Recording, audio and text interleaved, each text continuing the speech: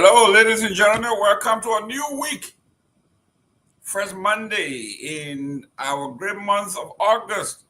Happy birthday to all those that were born in the month of August. If you were born in the month of August, post your name, hopefully your birth date, not a year. We don't want to know how old you are, so we can send you your well-deserved birthday wish. The month of August. Well, today we are expecting some important guests. We are talking about the drug situation in Liberia, and some people want to talk about it, about the upcoming protests in Liberia, about drug and what this government and Liberians are doing for the addiction and the addicted, people we call Zogos. As we have been discussing here, the drug issue affects almost every home in the Republic. If you don't have a son or daughter, you have a cousin, you have a nephew, you have a sister or brother that has suffered or is suffering from addiction. And this is one of the areas that the president promised he was going to address. And so far, nothing has happened. You've been following the situation at the LDEA.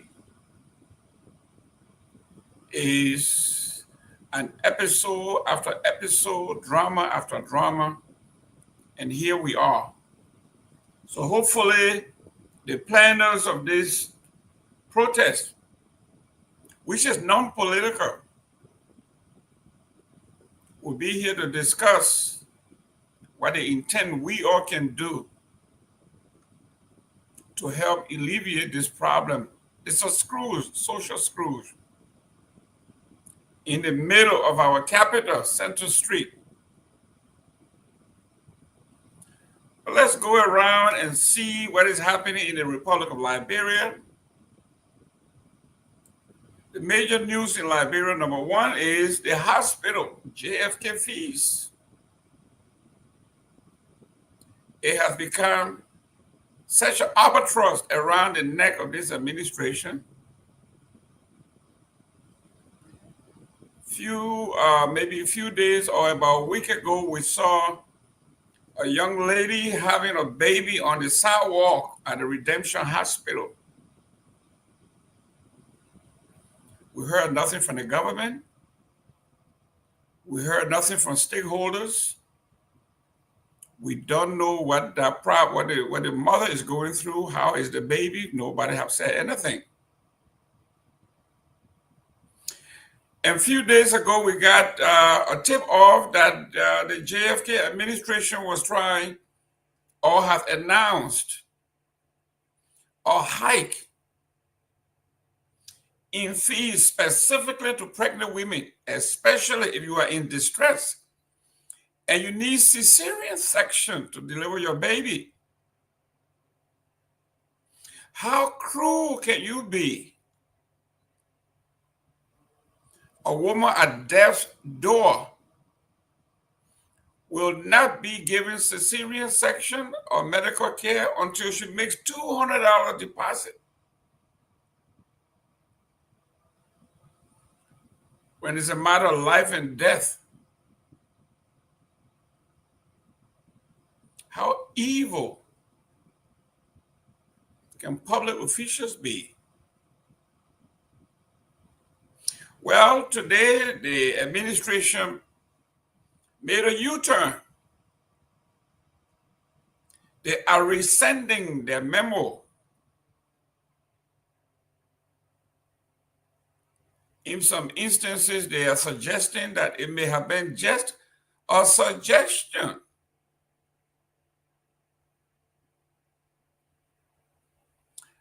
They claim what is being in the press was leaked.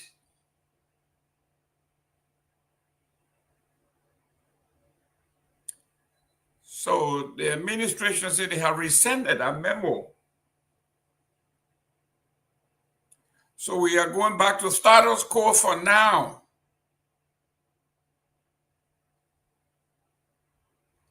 We need to be vigilant. Keep our eyes and our ears open.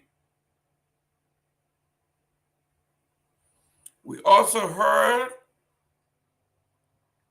that a hospital and its doctors and nurses and administrators, they are operating as a cabal where they have designated special pharmacies where the drugs for cesarean sections can be purchased. So the hospital have become the judge, the juror, and the executioner. You go out there for medication to hold you hostage after they squeeze $200 from you. Then they send you to their pal down the street for the medication. And to make matter worse, you're post-op. After you have had the surgery, any medication you need will have to come from their cycles.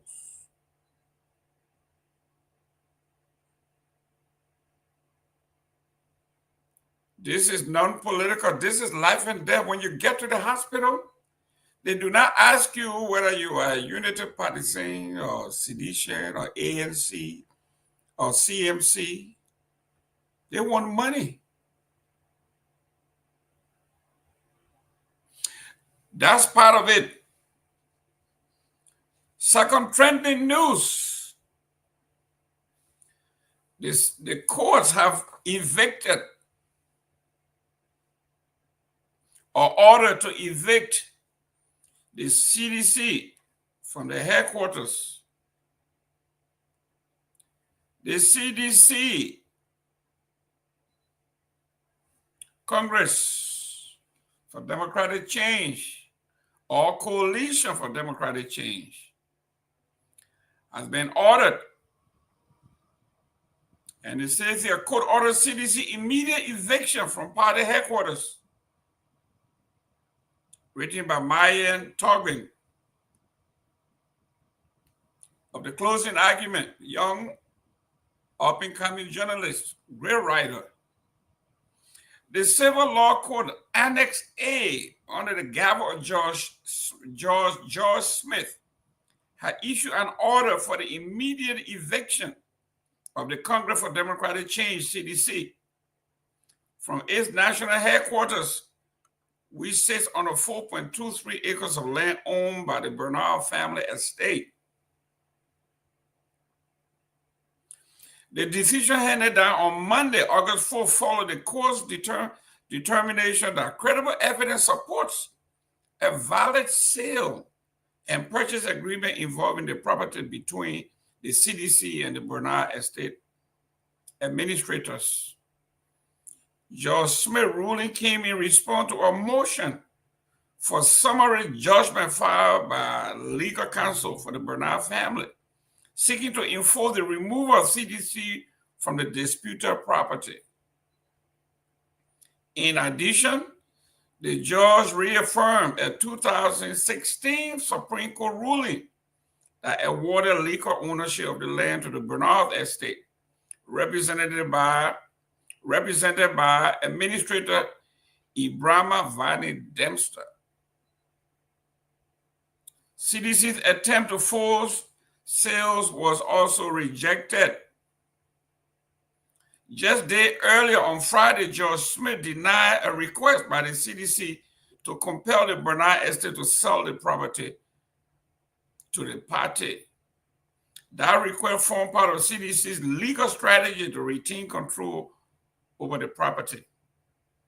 In the wake of the court's decision, CDC attorneys have announced an appeal to the Supreme Court, specifically through Justice in Chamber Sienna Clinton Johnson,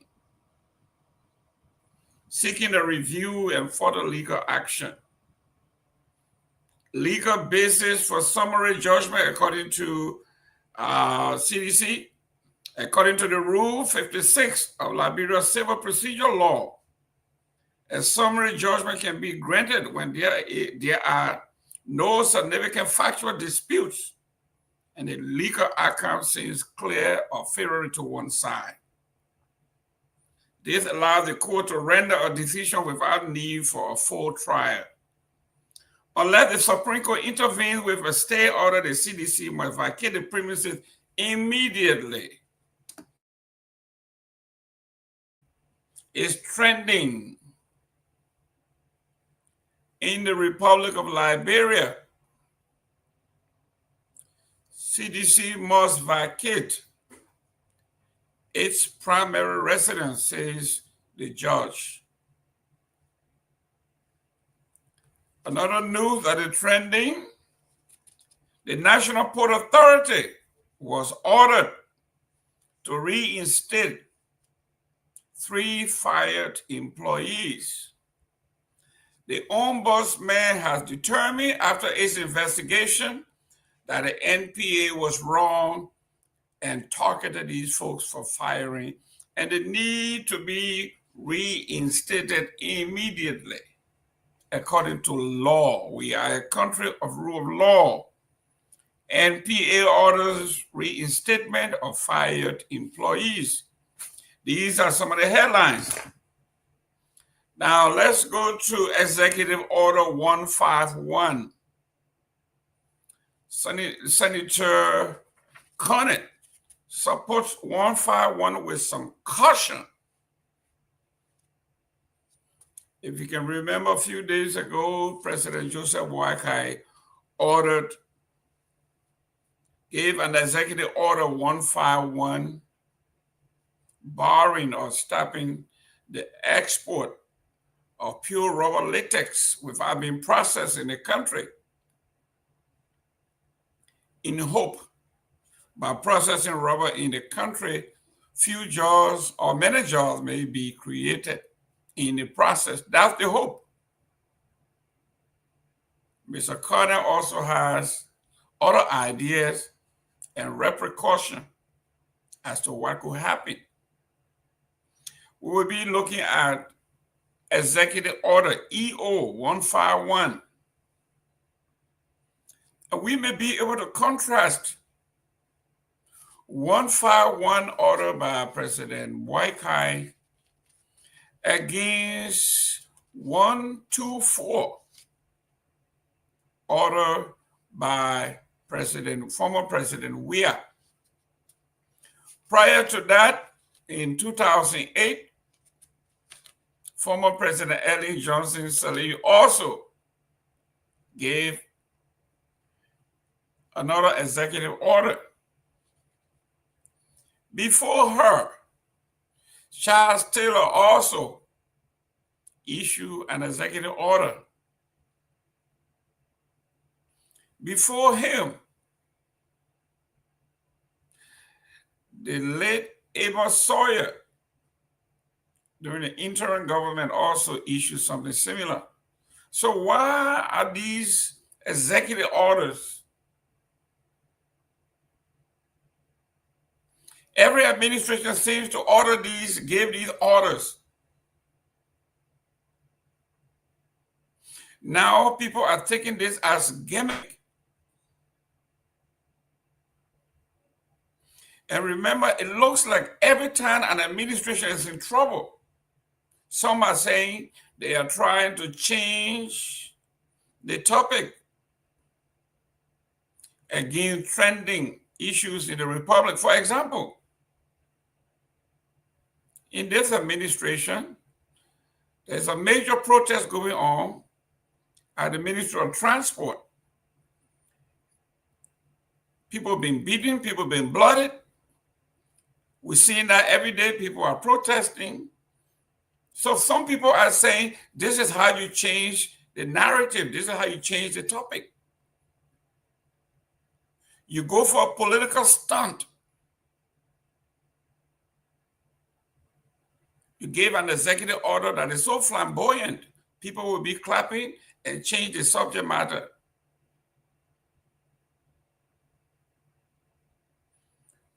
You have to be wary of presidential proclamations and executive orders. They have a lifespan,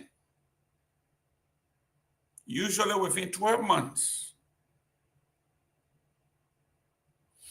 So if these presidents from Amos Sawyer to now President Waika have actually wanted to do good by the Liberian people, why not revisit the concession agreement and make some amendments?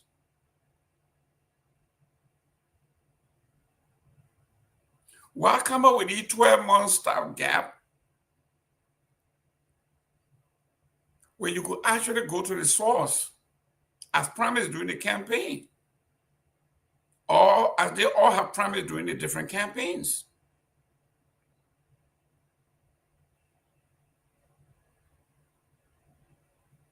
We're going to discuss it, but let me read out to you for the rest of the week. Tomorrow, we are going to be hosting former government official Jefferson Chesson. Will be here tomorrow, Tuesday, to discuss issues, politics, current events. And we may grill him too on his past performance and the past performance of the former president and the administration of President George Weah. So tomorrow is going to be an interesting day with Mr. Jefferson Chesson. On Wednesday, we are going to be hosting the capable and astute July 26, 2025, Dr. Reverend Dunn will be here. The orator will be here. It's going to be quite fascinating. Dr. Dunn will be here, and we are going to be asking him if the children were singing, what would be his favorite song? What would the children be singing? We will be asking him as a preacher in his church, what song are they singing?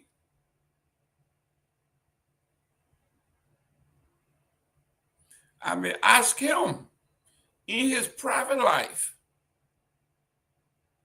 what song are the children singing?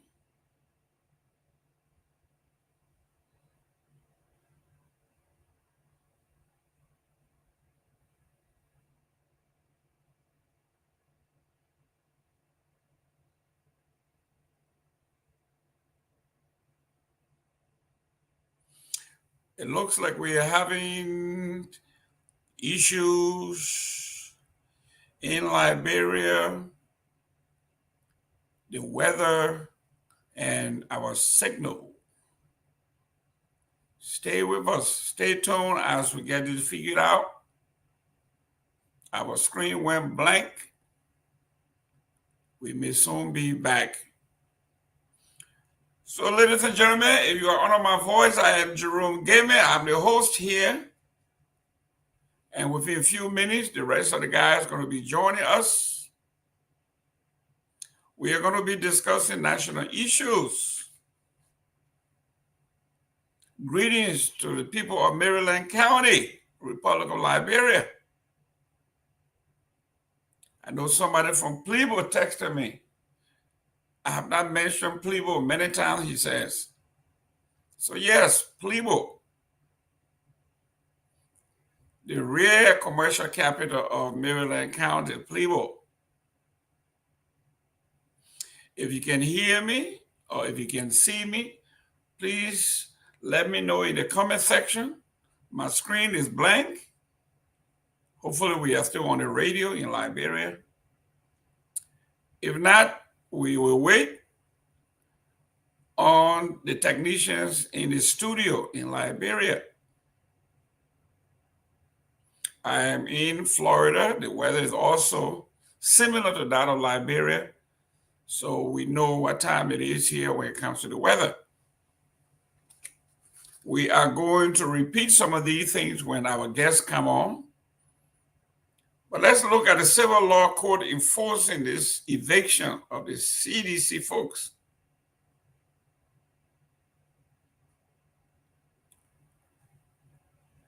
If you can hear me, please let me know in the comment section. All right, Mr. Gilman, I can see you now. Okay. Right. Is your screen blue as mine? Is the screen mine? Why is the screen so blue? Mine will have to change it. The screen's a little blue, and I think we're having signal problem down there, maybe. Myean. Let me call Myean, because also there are some flyer here for the Basaha they want us to play, and we wanted to put this on. All right. Program this coming. We got some flyer and everything. So with the given that is cool, we need to talk about them for at least 2 or 3 minutes before we go. That's good. Yeah, but Myean, you gotta judge the screen. The screen blank. You see? I'm asking our folks in the comment section if they can hear us. They should make comment in the section. Hopefully they can see us. I'm trying to see if Myean can adjust it, or I can adjust the screen. Okay. Yeah, we are. Okay. So I'm not sure if we are in the. I heard. There you go. So welcome, Honorable Peabody.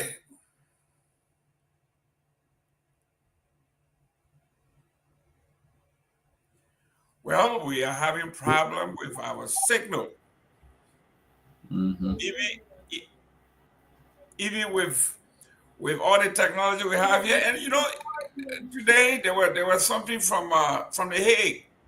Yeah. That climate change is now going to become an international law that will be mandated. That every country will have to address this climate change. Mm-hmm. There's flood everywhere. There's earthquake. Everything is going wrong, and the scientists believe that we human beings have a part to play in this.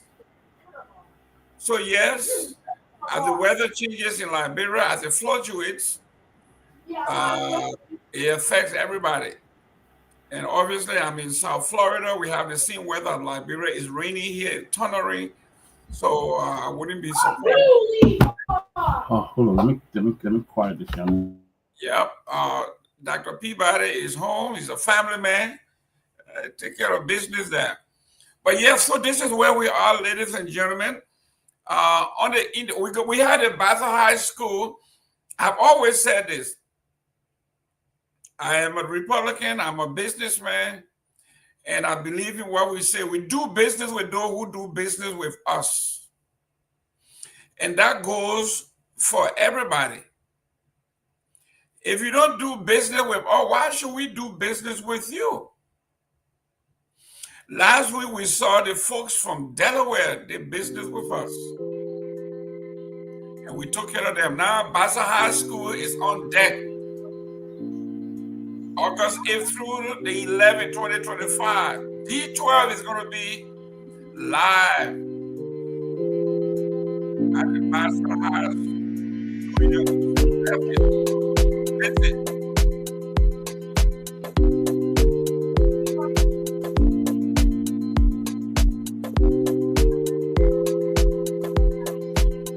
Myean, I tell you, put D12 head music set on. D12. They're gonna have a queen contest. Dina and Guar. Clarion Hotel and Conference Center. There you go. Schedule events. Welcome night, Friday, August 8th. Myean, love the music. Myean, can we remove the music? Benefits and Dino Ball, $50. Alpha ticket, $2. I want to say thank you. I want to say a great shout out to the president of the Baza High School USA, Dr. King. Very progressive young man. Hopefully we can host him here someday. Yeah, but you know what? Why not we bring him on before the event, Mr. Gilman? I think so. I will call him up. And we need to bring him on because it wasn't fair. Yeah. That would bring Joe King on, let him come and tell us what this event is all about. We got just about a week. Yeah. This Friday starts this Friday. Yep. They get together this Friday, 6:30 p.m. to 11 p.m. Clarion Hotel and Conference Center, Right. 76 Industrial Highway, Exington, PA. Right. That's in Philly, guys. But Mr. Gilman, one thing interesting, I was being told that one a veteran Liberian, one a humanitarian, a businessman who have given his life and have given in helping, will be honored by the Bassel High School. And I think he will be the keynote speaker as well. And he is bringing Detroit to the occasion. Mr. Emmanuel Nuku Reeves. He is bringing Detroit, and he's going to be the keynote speaker at this program. So we want to recognize that. I mean, they want to recognize that. And guys, we're going to be playing this all through the show. We're giving this special treat to the folks of Bassel High School because we got a lot of Bassel High people we're dealing with. Mr. Gilman from Bassel High. My brother went to Bassel High. Mr. Reed went to Bassel High. A lot of things. So just how we gave the promotion to the Delaware Association, we want to roll this thing until Friday, until the ball starts. We're going to be doing that in the middle of the show. Myean is going to find a D12 music. He will roll it in and we'll put it back. We'll play this 3 times. So all the Bassel people, all the Bassel High School people, they're looking forward to see you there on this Saturday at the Clarion Hotel and Conference Center, 76 Industrial Highway, Exington, PA. And D12 can make it go wrong. He can always make it go right. And he will be there. Right. And we will be there. Closing argument will be there live. There you go. The closing argument, Howard Jones. You need to go to this event and show out. Yes, your second cousin. So we're gonna make this thing about the Bassel people now. The people are gonna accuse us of being biased, but we are not biased because last week. Bassel know how to enjoy now. Yeah, but last week we helped the people from Delaware. We promoted the event, and I heard it went very well. So this is what we are talking about. If you belong to a sorority, a fraternity, a high school, college, university, family reunion, this is where you need to be. Come and do business with us and we'll do business with you. We'll treat you well. So Howard Jones, Dr. Jones, well, I shouldn't say Howard, Dr. Jones, you need to be in PA. We are raising money. Dr. Jones, you coming here? Dr. Jones is here. She's related to us. We are all Bassel people from upriver. We are all related. Whether you're from the Central Power or Lower Power, we call everybody upriver. So you come out there and help Bassel High School. Most people were texting me and calling me and asking. They didn't know that Bassel High School the top Bassel High School have been one of the new schools that were formed during the Torgbean era. No, we are talking about the late 1800s, formerly 1905. That's an old school. That's an old institution. 1905. So if you went to Torgbean High School, you went to those schools, no knocking on these folks, but these schools was built in the 60s and 70s. We are talking about 1905. It was originally the Hazer Academy, all boys training institution for leadership. So they produce a lot of lawyers. Every time you went to the Atto Grant School of Law, it was the whole Bassel High School graduating class. The Bassel people did law, only law and diplomacy. So that's their area. So yes, they will be in Philadelphia or Pennsylvania this weekend, beginning Friday, meet and greet. And then the main ball is on Saturday. And D12 is going to be the art. You want to dance, you want autograph, you want music. This is where you need to be. You need to wear your red bottom shoes. You need to wear your red bottom shoes. You remember that, Dr. Yep. Peabody? The red bottom shoe, the old folk used to I say. heard about the red bottom. I heard about the red bottom. Yeah. That's right. That's Before it still. became before it became a classic act in the West, where the red bottom shoes happen to be the most expensive shoes now. Well, in the Bassa tradition, it was used for jitterbugs. If you know if you knew how to dance, you had to wear your red bottom shoes. That's what it was called. So if you Yep. want to have some fun, you want to meet Yep. folks, you want to be in Philly or the Philly area, this weekend is going down. So, Dr. Peabody, let's talk about some of the issues. We are talking about the biggest one,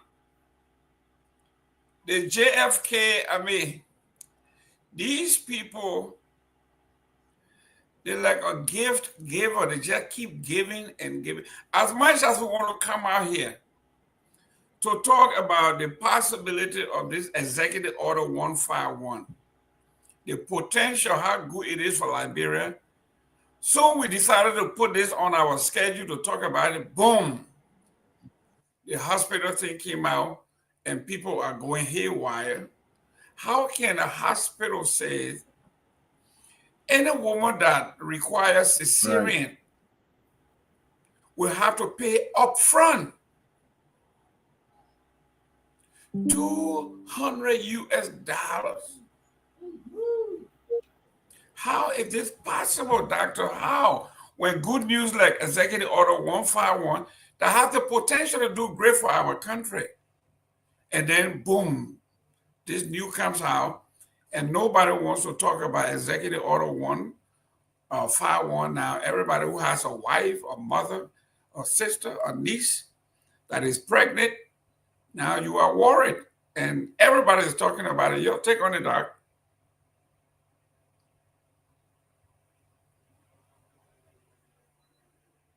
You are muted. You are muted, doc. What did it mean business? There you go. Can you hear me now? Yeah, we can hear you now. Please start over. Can you hear me? Yes. Yeah, I don't know what it mean business. But you can't tell me you're not even providing service in the first place. You don't even have the facility in the first place. These people are going there and you want them to pay $200 for a woman who's having a cesarean in a very, very poor country where 80% of the population is unemployed, right? And somebody's sick. You don't even have the facility there to take care of these people. Now you not start charging. If you have the facility and things available and you charge a little fee, I'm sure the Liberian poor will be willing to look around and find the money.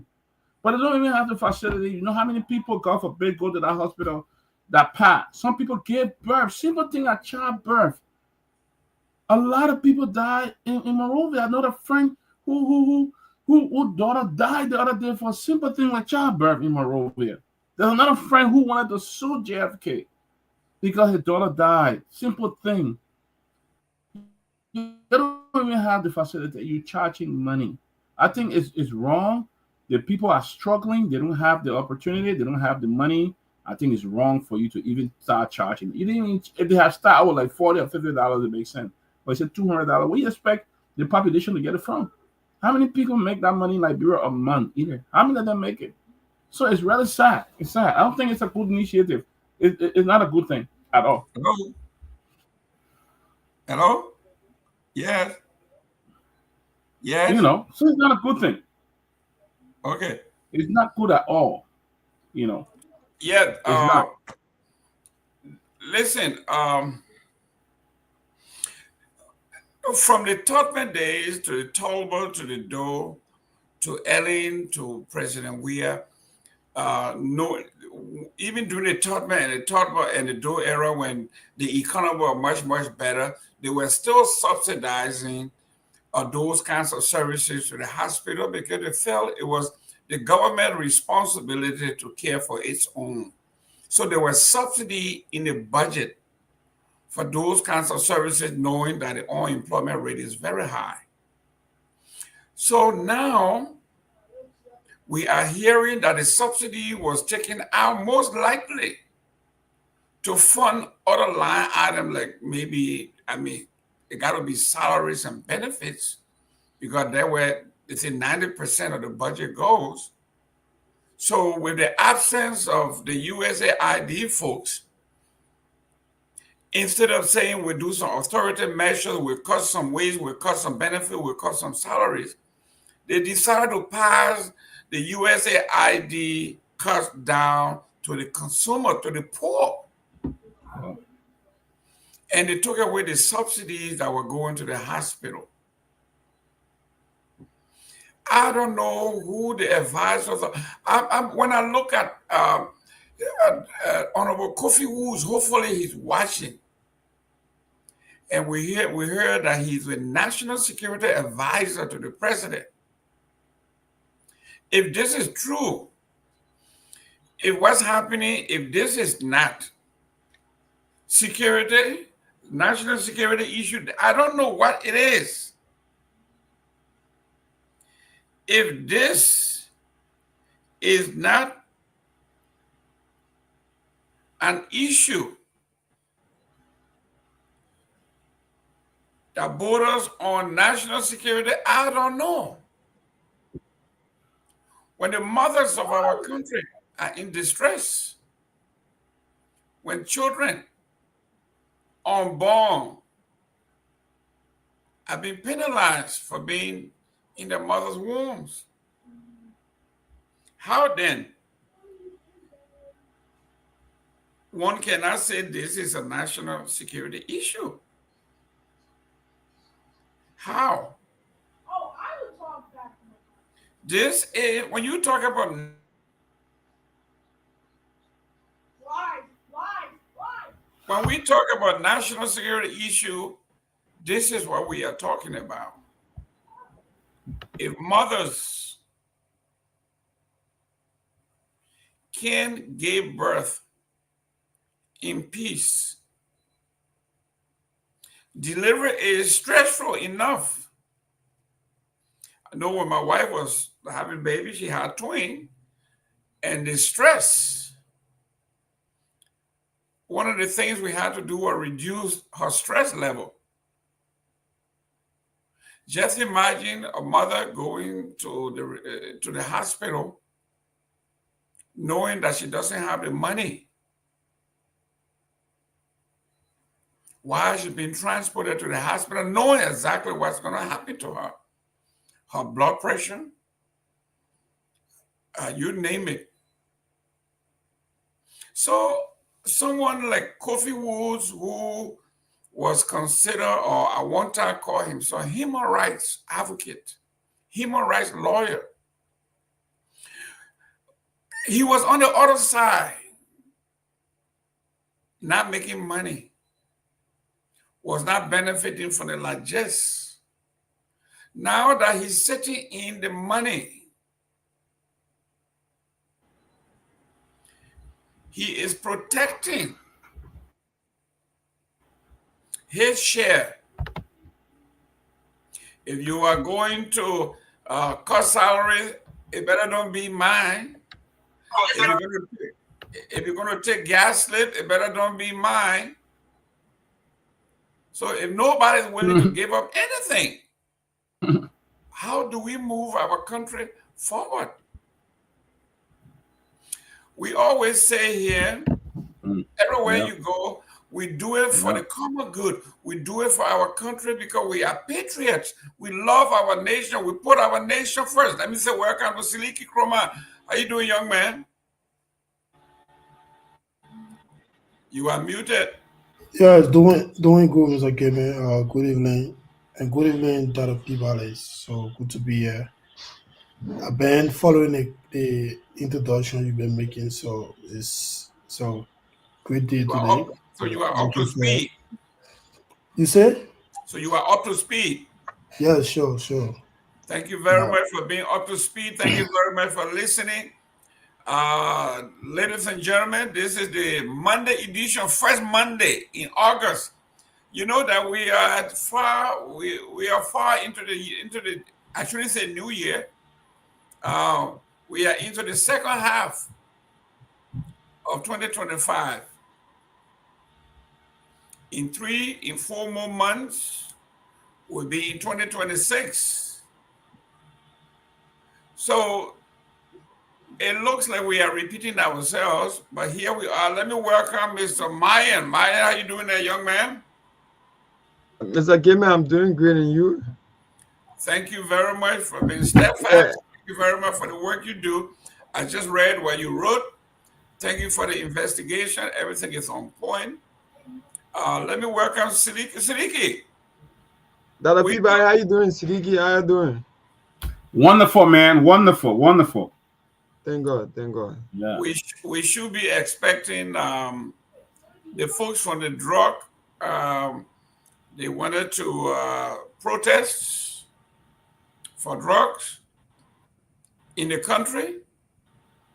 And I think this one is non-partisan. It affects everybody.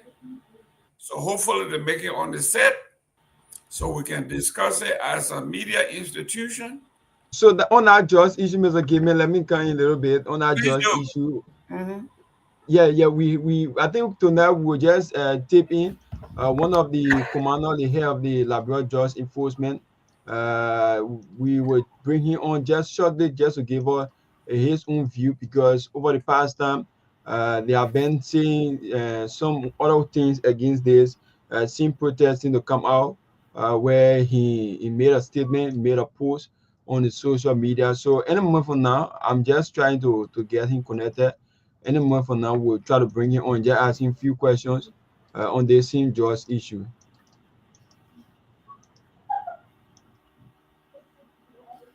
But what happened to our guest today? Today we don't have a guest on today. It's tomorrow, and then Wednesday. Tomorrow is the former deputy minister, assistant minister rather, at the Ministry of Public Works, who will be on tomorrow, and then Wednesday will be our 178th Independence Day orator, who will also be our guest on Wednesday. Yeah, Reverend Dr. Dunn will be our guest on Wednesday. He will. Exactly. He has confirmed, and he's waiting, and he's looking forward to a great show. He has confirmed it. He will give us 1 hour of his time on Wednesday.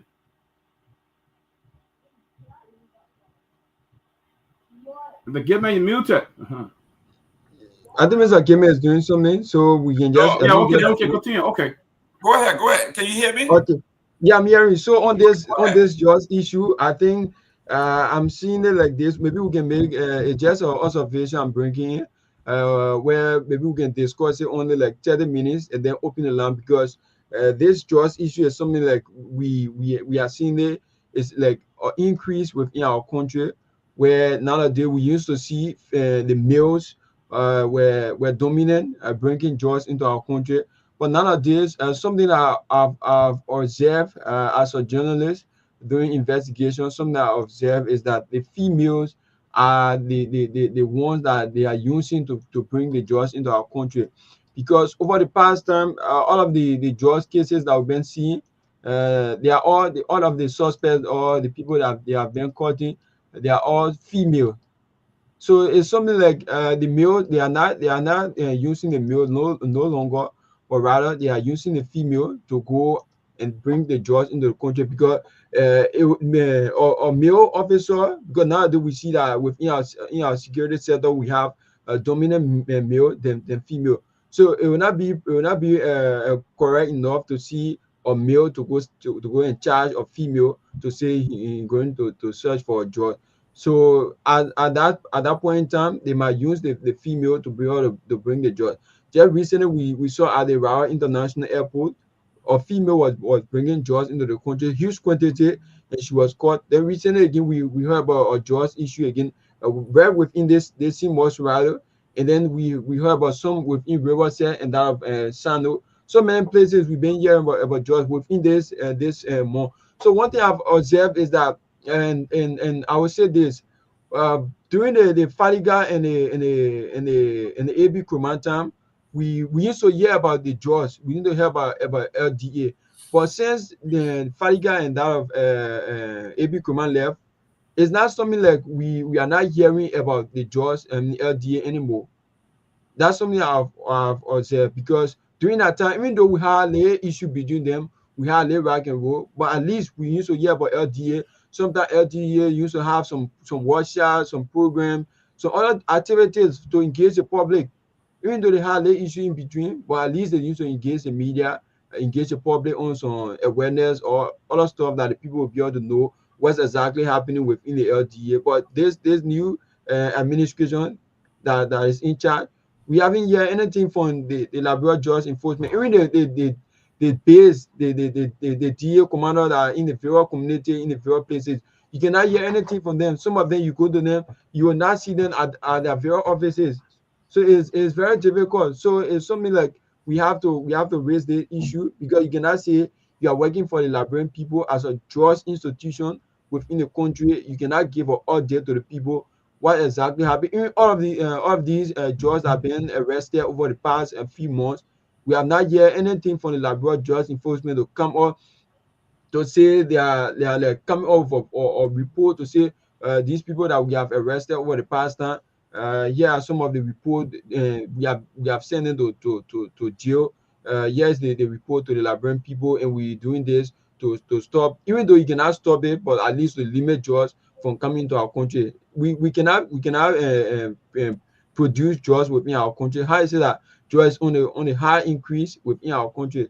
So I think it's something that we need to look at it, because we have so many of our young brothers, they are sporting in the street. And nowadays, you see some of them who older than you, some of them might be in a 40, and they call you big brother, calling you senior man. So they will call you so many names, sweet names, just for them to get something from you. Even if you give them $20, is sufficient for them. They will be happy. If you give them $10, people, some of them who know themselves, but then when they were in high school, they knew themselves, they knew what they could do. But nowadays, some of them, if you interview them, if you speak to them, they will tell you so many things that make them to go into the habit. So I think it's necessary that our Liberia Drugs Enforcement Agency need to stand on their feet to give the Liberian people the update, to give the people what they need, because we have so many of our brothers, our sisters, they are in the ghetto. Nowadays, you go Central Street, you'll find the boys, the girls, they are on the main road. Some of them, like we say in Liberia, they are dripping. Most especially when you interview some of them, they will tell you when they June want take the drugs, want take the cookie, the marijuana, when the June enter them, that's the time you see some of them dripping. When you see that food, so they tell that food. So I think it's necessary that we have to sit on our various platform to raise awareness for these things, because I think it's not necessary that we just sit and discuss politics whole day, because various platform that's what they are doing, to sit and discuss politics whole day. No solution to this. It's like, man, You know what we could do? We probably try to find a date to host a show on drugs. Maybe like uh uh uh uh on the Saturday or Sunday, even one day this week, we can do a drug show and talk about the effect of the drugs in Liberia, how it's affecting the people in Liberia. Mr. Nangwe, good to see you, and everybody else. Good to see you. But I think it's Good to very see you important. too, Dr. Peabody. Good to see you Yeah, all. It's good to be good with you. yeah, for us to find a time and have a special discussion about this. So, your man, Well, back to you. yes, Mr. Siliki, welcome. Thank you, Mr. Gamer. Thanks. I just want to add on to what Myers, I don't know, Myean or Myers. Yeah. Yeah. Okay. So thanks. Is the drugs pandemic in Liberia is it's a very, very serious issue. And this administration, the Unity Party led, government, they came to power with the issue of, promising the Liberian people that they will be able to face, the just issues, rehabilitate Liberians that are victimized by this, crisis we've seen now in the country, and over a year now, almost 2 years, they are yet to put in place a mechanism that can limit this just issue. It's something that we can still understand. At first they had an issue with the both deputies or the directors that work at the LDA, But now, since the president appointed a new director, as Maya said, we are not hearing anything. First when AB and Fadiga was, they used to be there. You used to see on the media, or they've arrested a judge from Sierra Leone Bolo, for example, or from XYZ places and all of that. Even the lady they arrested a few days ago, I saw on Facebook that she's out. She they release her, and just that the guy I saw it from is not that credible, but it might be true. I saw it on Perfect Key page today that they release her, and he's planning to do a show about it. But again, if you check it out, it might be true. That lady, is said to be into bringing jobs in the country. They arrested her. Probably she got some connection and all of that. But again, every Liberians for that matter, we are one way or the other victimized by this thing. Either somebody from the family is into this addiction, or you have a friend who knows somebody or who is related to somebody that is victimized by drugs addiction. And the government is doing just so little to be able to solve this problem. And I hope, maybe in the next 2, 3 years or 4 years to go, they can do something about this to just, reassure the young generation, because this is killing, the young folks who is said to be the future leaders of Liberia. It is really, can you imagine a normal human being going to sleep at a graveyard, and all of that. So it is really, really sickening. And the people who are planning to come out, I'm seeing some lawmakers endorsing the people program, this stop jobs protest they're planning to do, and all of that. But again, those people, they get the authority to invite the directors and ask some questions. What is it that maybe what are the challenges, or what is the impact, or why we can hear about it, or why we seeing the increase of jobs coming into the country. But they're not doing it when somebody wake up and say they want to do a protest to kind of create awareness, and they want to steal a show and join the people on the level of pretense. So we can fight this thing, on insincerity. The government need to be serious about this. This is what they promised the Liberian people. President Barker and Unity Party, they said, in fact, officials of CDC were importing drugs in the country. So now CDC is out. Let's fix this thing. This is a serious issue in Liberia, actually. Yeah. Thank you. Mr. Namwe, drug dealing, poor people do not deal drug, that. Yeah. The drug comes into the country by airplane, by yacht, by boats, and then the power that be goes into the ghettos and grab the end users as though they are the druggies. You and I know, even in this advanced country, the United States, the people at the bottom do not use cocaine. Cocaine is not a poor people drug.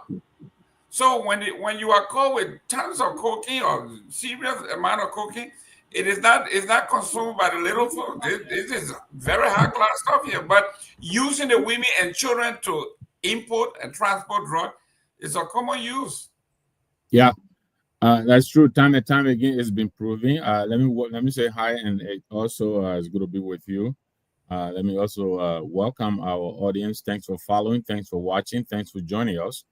But let's make it worth our while. Make it worth your while by inviting someone to join you. Watch along. Do a watch party or something, and let us know. Sometime you should let us know how your watch party went. We like to know how it went. But yes, Jerome, it is what we see in the streets are usually the end users. The ones who can't even afford the real.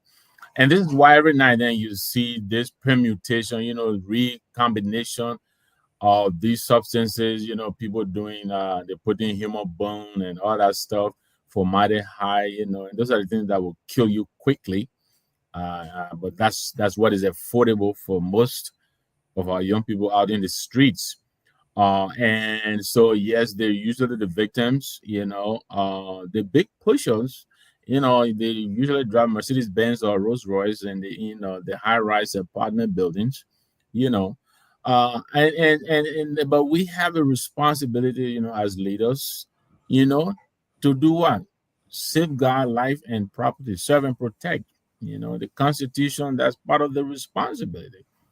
I think it was last week here when we were expressing our disappointment over the presidential committee that was set up over a year ago, and they haven't been able to do anything. They couldn't even answer a common summons from the legislature to just come in and talk to them on what they have done. Like Myean, I think Sidiki was saying, what are your challenges? How can we help? They wouldn't even show up, and that is the seriousness that we are trying. Yes, let's not make any mistake. This is a problem that predates this government. Governments after governments after governments have had to deal with this problem, but there is always an attempt by the government, succeeding the previous government to do better. And this government was supposed to come and rescue us from the myriad of problems that we're confronted with. I can't really say that we're seeing our best performance yet. But the problem with the drug situation is very serious. I said here the other day, it's a security, national security. It's an emergency. It's sooner or later it will become a national security concern, because if you remember, under the previous government, $100 million worth of drugs came in within a space of a month. I think there was another 25 or 40 million that came after that. So sooner or later, these cartels will begin to build up, and we might find ourselves, staring in the face of what is happening in Haiti, where the gangs have now carved out portions of the country and the capital, and the government is having difficulties going there. There's so much money. Some of these people are richer than even the government. So we have to be very careful with this thing, or else, it is going to get out of hand. I hope our brothers and sisters are talking about this on the Class Reloaded. I hope, they're all trying to find a solution here, but this is an emergency. An emergency requires an emergency response. I don't think this emergency right now is getting the emergency response that it deserves. Well, the emergency, this is, when we talk about national security issue, we do not expect you to just talk about it. We've been talking for years. It's time to do the folks on the other channel. They are the decision makers. They are the policy makers. So what are they talking about? When they came into power, they said they had the solution to this. Going into the second year is almost done, and they're still talking. We need action. Well, let's go to the NPA. Let me start with Victor on this one. The ombudsman today ruled against the NPA and orders the NPA to reinstate 3 fire employees. That these people were targeted, they were not fairly treated, and they were fired summarily. And the ombudsman saying this is unconstitutional, it is illegal, you can't do this, they need to be rehired. Take on the targeted firing, going after folks who are not members of your political parties, those who are members of your political party but not on the same page with you. You accuse them of being, enemy of the state. So what do you think? What is your take on this? Yeah, I read that piece. I'm not one for the generalization, but it is really starting to look like, and this government has, operating outside the rule of law. It looks as ingrained in the DNA of this government. I read a report. Apparently, there was an audit. Whether these people were culpable or not is not a question. But I think the court is saying that these people were not accorded due process. How many times have we not said that about COFA? You have an allegation against an individual, you have to give them their day in court. That's what the law requires. So apparently these 3 people were summarily dismissed by the NPA, and now the ombudsman is asking that they be reinstated. Otherwise, there will be consequences. And I think this is, and I like how the article concluded. This will be a test for this ombudsman. Let's see, how far they push this. If they do well with it, this could be, new territory that they're going in, and hopefully will be the beginning of something different and something welcoming, where someone is actually going to draw the line, and compel people to comply by the law. I mean, the ombudsman tried to ask these Unity Party people who are party officials and also government officials back in November, I believe November 5th or so, told them to choose, either to serve the party or to serve the government, or what. They haven't been able to address that, or what part. This is now August. So, hopefully this time they will have the teeth to bite. But I think this is pretty interesting, and I allow them for that, for continuing to try. Hopefully, eventually they'll find their footing and help us, right some of these wrongs that are happening in our country. Operating outside the rule of law. There is a reason why there is law. If you take out the rule of law, it's a jungle. It's chaos, and I don't understand why this government doesn't understand that, because it is the rule of law that they need to create a space for them to govern, but they seem to keep flaunting the rule of law almost consistently. It's mind-boggling. Doc, it says here the Office of the Ombudsman has ordered the National Port Authority, NPA, to reinstate 3 senior staff, not regular staff, 3 senior staff: Sima G. Tule, Georgina Dixon, and Annette S. Nebo, after an investigation concluded that dismissals were unlawful, violated the code of conduct, and breached internal regulations. In a detailed 14-page report released July 25th, 2025, the Ombudsman ruled that the dismissals were carried out without the due process and in contradiction of both the NPA's own employee handbook. Dr. Peabody. Look, I'm glad that the ombudsman is actually taking his right step now. He's actually going to work and working. The other day he called for those who have not declared the asset that have been there for the last almost 2 years, that have not declared the assets, and that they need to be either suspended and they need to declare the asset. I think this is very important, Mr. Goodman. You can't just fire people wrongfully in that country, and we see it happening all the time. People come in and just fire people from positions that were any kind of investigation and stuff like that. So I mean, they were wrongfully fired. They decided to seek the ombudsman, go there, and I think what it done here showed that the law works. But let's see whether they're going to comply with it. Because it's one thing to say, hey, you fired the people illegally, they were wrongfully dismissed, not to accept the ruling. These people don't respect the law. That's what we need to know now.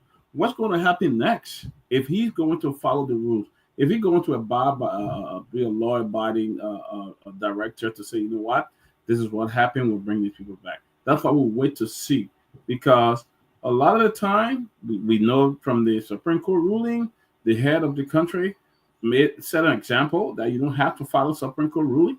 So this man can come and say, oh, but I won't do it. So let's see what happens next. I'm looking forward to see if these people are ready to go back to work. I hope we had a way of reaching them to find out if they were called back to work. That would be very interesting. Great. Siddiqui, we are talking about the power of the ombudsman. And the last time he said they needed folks to declare their assets. And last week we saw in the paper that 129 of the government's employees in the executive have refused to declare their assets. Men and women of the Senate refused to declare their assets. People in the lower house refused to declare their assets. So what is the value of making these judgments and making these pronouncements, and people flaunt them? It means nothing to them. Well, this whole thing about asset declaration and the office of the ombudsman being disrespected or disregarded is, I don't know. And the president came up a few months ago and say he suspended 400 plus government officials for not cooperating to declare the assets. I don't know how that suspension was lifted. and out of that. I don't even know if it was actually true that he did suspended that amount of officials for not declaring assets and depriving them of pay or salaries and all of that. But look, Mr. Gaiman, this is the case of Liberia. People, when they don't have the authority, they are not in power, they stay sit in the opposition and identify everything, and once they get there or once they benefit them as a person, they don't care. They disregard the law, knowing fully well what they are doing is not good. And just a common example of that is Patrick Hunter. This guy cried throughout the 6 years of President Weah, I think almost 6 years. His radio station got shut down. He did some court appearances and all of that. And just because it was an opposition, and only for UP to come to power, they suspended commissioners at the LTA and replaced them with him. And you see, no wrong with that. And today they've appointed him as the commissioners at the LTA and out of that. And once they benefit them, Mr. Gaiman is not in it. And the issue of the NPA, where as I hear you reading the report, from the office of the ombudsman saying that the workers who were fired was not done, and this is witch hunting, and these are some of the allegations that people been speaking about in regards to the director, the managing director at the Freeport, and some of our people from our tribal background took it as an attack on a Mandingo man, which of course it was never about that. And came in, and people who are not unity partisan and get rid of them. And now it is so disgraceful that they will come again and say the people you don't follow the law. So that and this government should not be doing this. You after 6 years in opposition, these are something you criticized yesterday. Even if you come in to make a mistake, it should not be none of those things. That's a disappointing part, Mr. Gaiman. But those guys will not declare assets, and glad that the office of the ombudsman was able to intervene to clarify this so that those people who were fired, they are now being reinstated. But that never happened in the case of the MCC. Because remember now, there were some seditionists who worked at the MCC, and because they used to go on Facebook to express that disagreement or differences with the current government, they get rid of them and nothing came out of it. Up to now, they are gone for good. They can never come back. But let's see what happened, Mr. Gaiman, regarding the declaration of assets. Bulk of those people in government did not declare the assets, and I'm not sure they're going to do it. And at the end of the day, the office of the president came up, and that post is still on the executive mansion page, that this is suspended 400 government officials, and they were not going to take a pay until they declare the assets.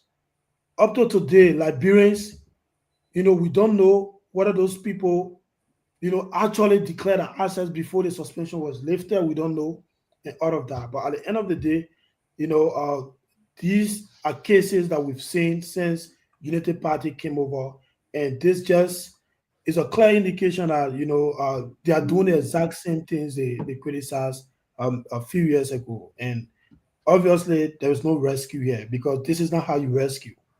Yeah. Thank you. Ladies and gentlemen, welcome back to the show. I am Jerome Gaiman here hosting. With me are some of the best minds in the business. We got Honorable Dr. the moral compass of the show, Dr. Peabody. And with me we have veteran Victor Namwe.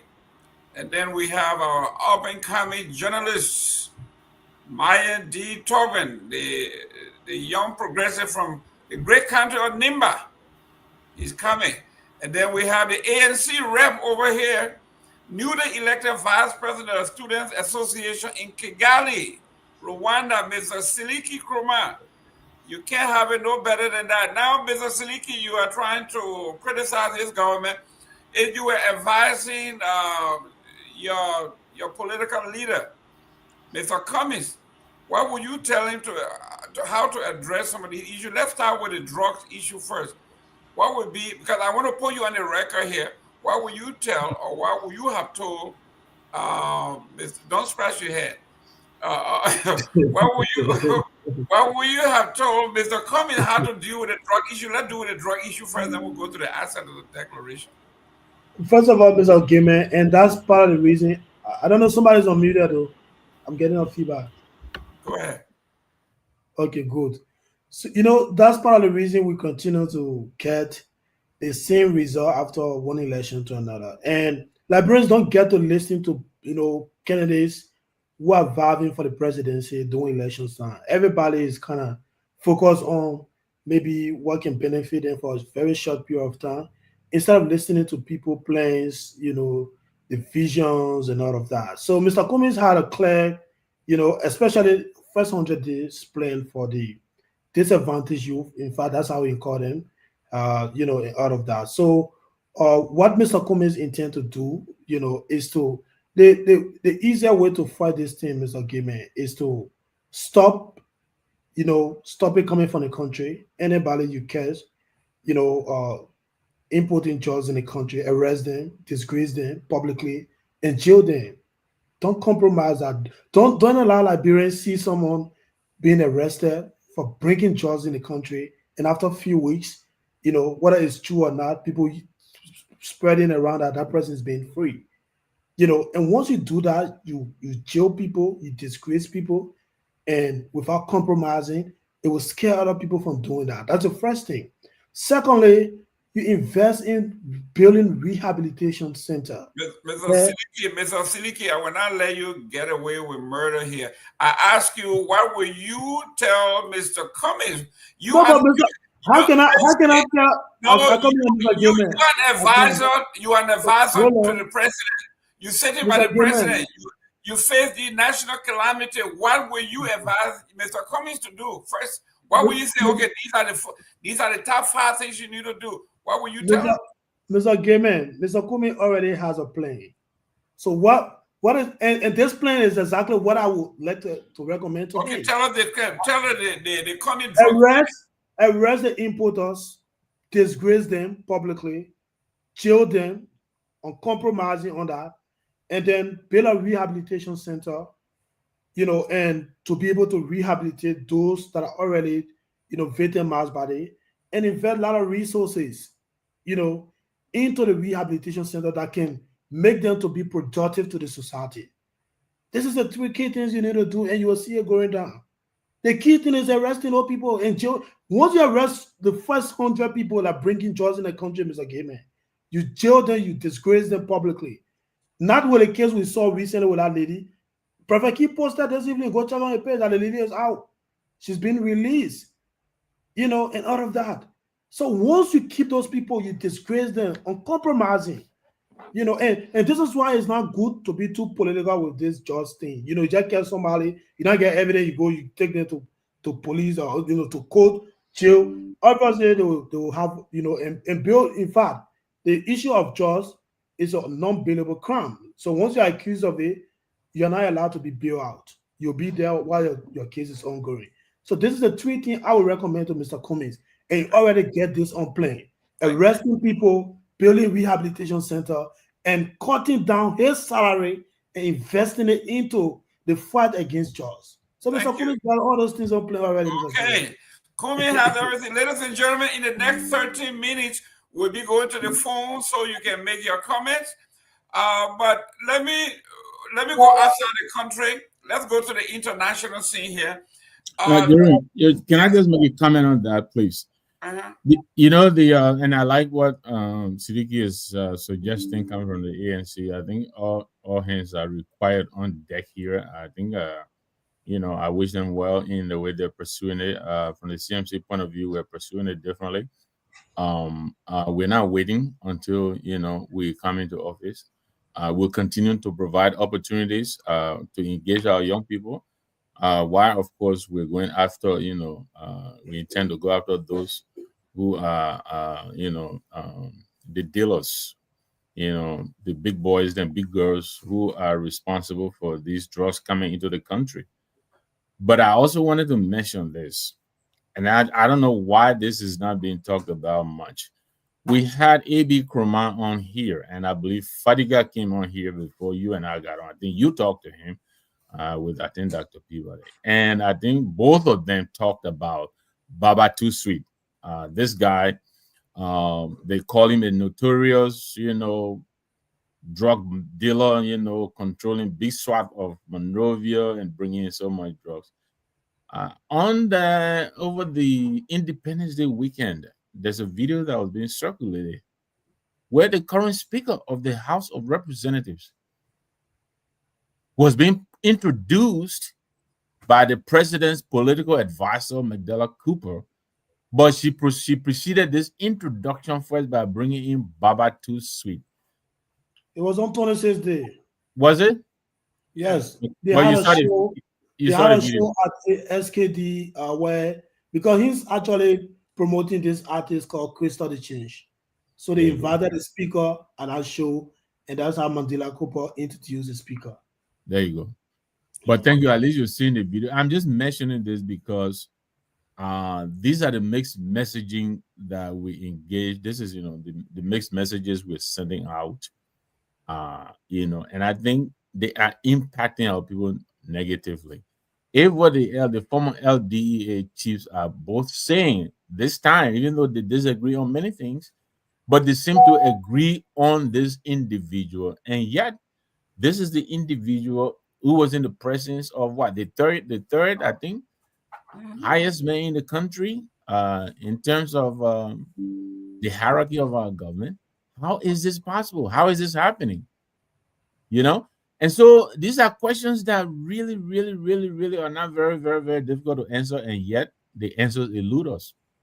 I just want to put that on the table. The video I'm sure is still on social media. Yes, and Madam Cooper is the political advisor to the president. She sits by his side.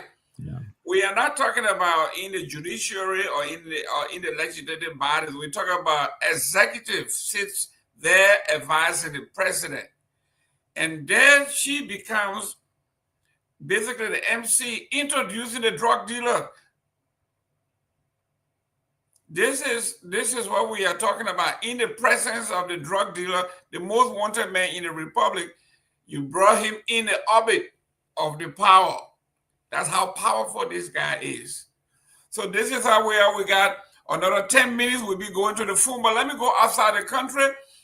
This is the question that is trending around the world on the international wire. Is democracy coming to an end? And we are seeing presidents going after former presidents targeting former president disgracing president disgracing former president. And I want to bring it here home to my own president, Donald J. Trump, going after former Democrats. He went after Biden, now he's going after Obama and all of that. But this one came out in Zambia. It says here, Zambia ex-president Edgar Lungu burial delay again. Edgar Lungu of Zambia, former president who died June 5th, 2025, has not yet been buried as of August 4th today. The delay is due to dispute between the family and the Zambian government presently as it is. There have been feud between the former president and the present president, and the wife of the past president says that her husband's burial and funeral will not be overseen by the present president because of his attitude and his disdain for the former president. So she's asking for him to be buried in South Africa, the Republic of South Africa. And the Zambian government sued her on constitutional grounds that if the head of state dies, former head of state dies, the president has to oversee the former burial. So here we are. We see what's happening in this country. We see what's happening in Zambia. And we are seeing what's happening in Liberia, where we are going after former officials, whether legally or without giving them a days in court.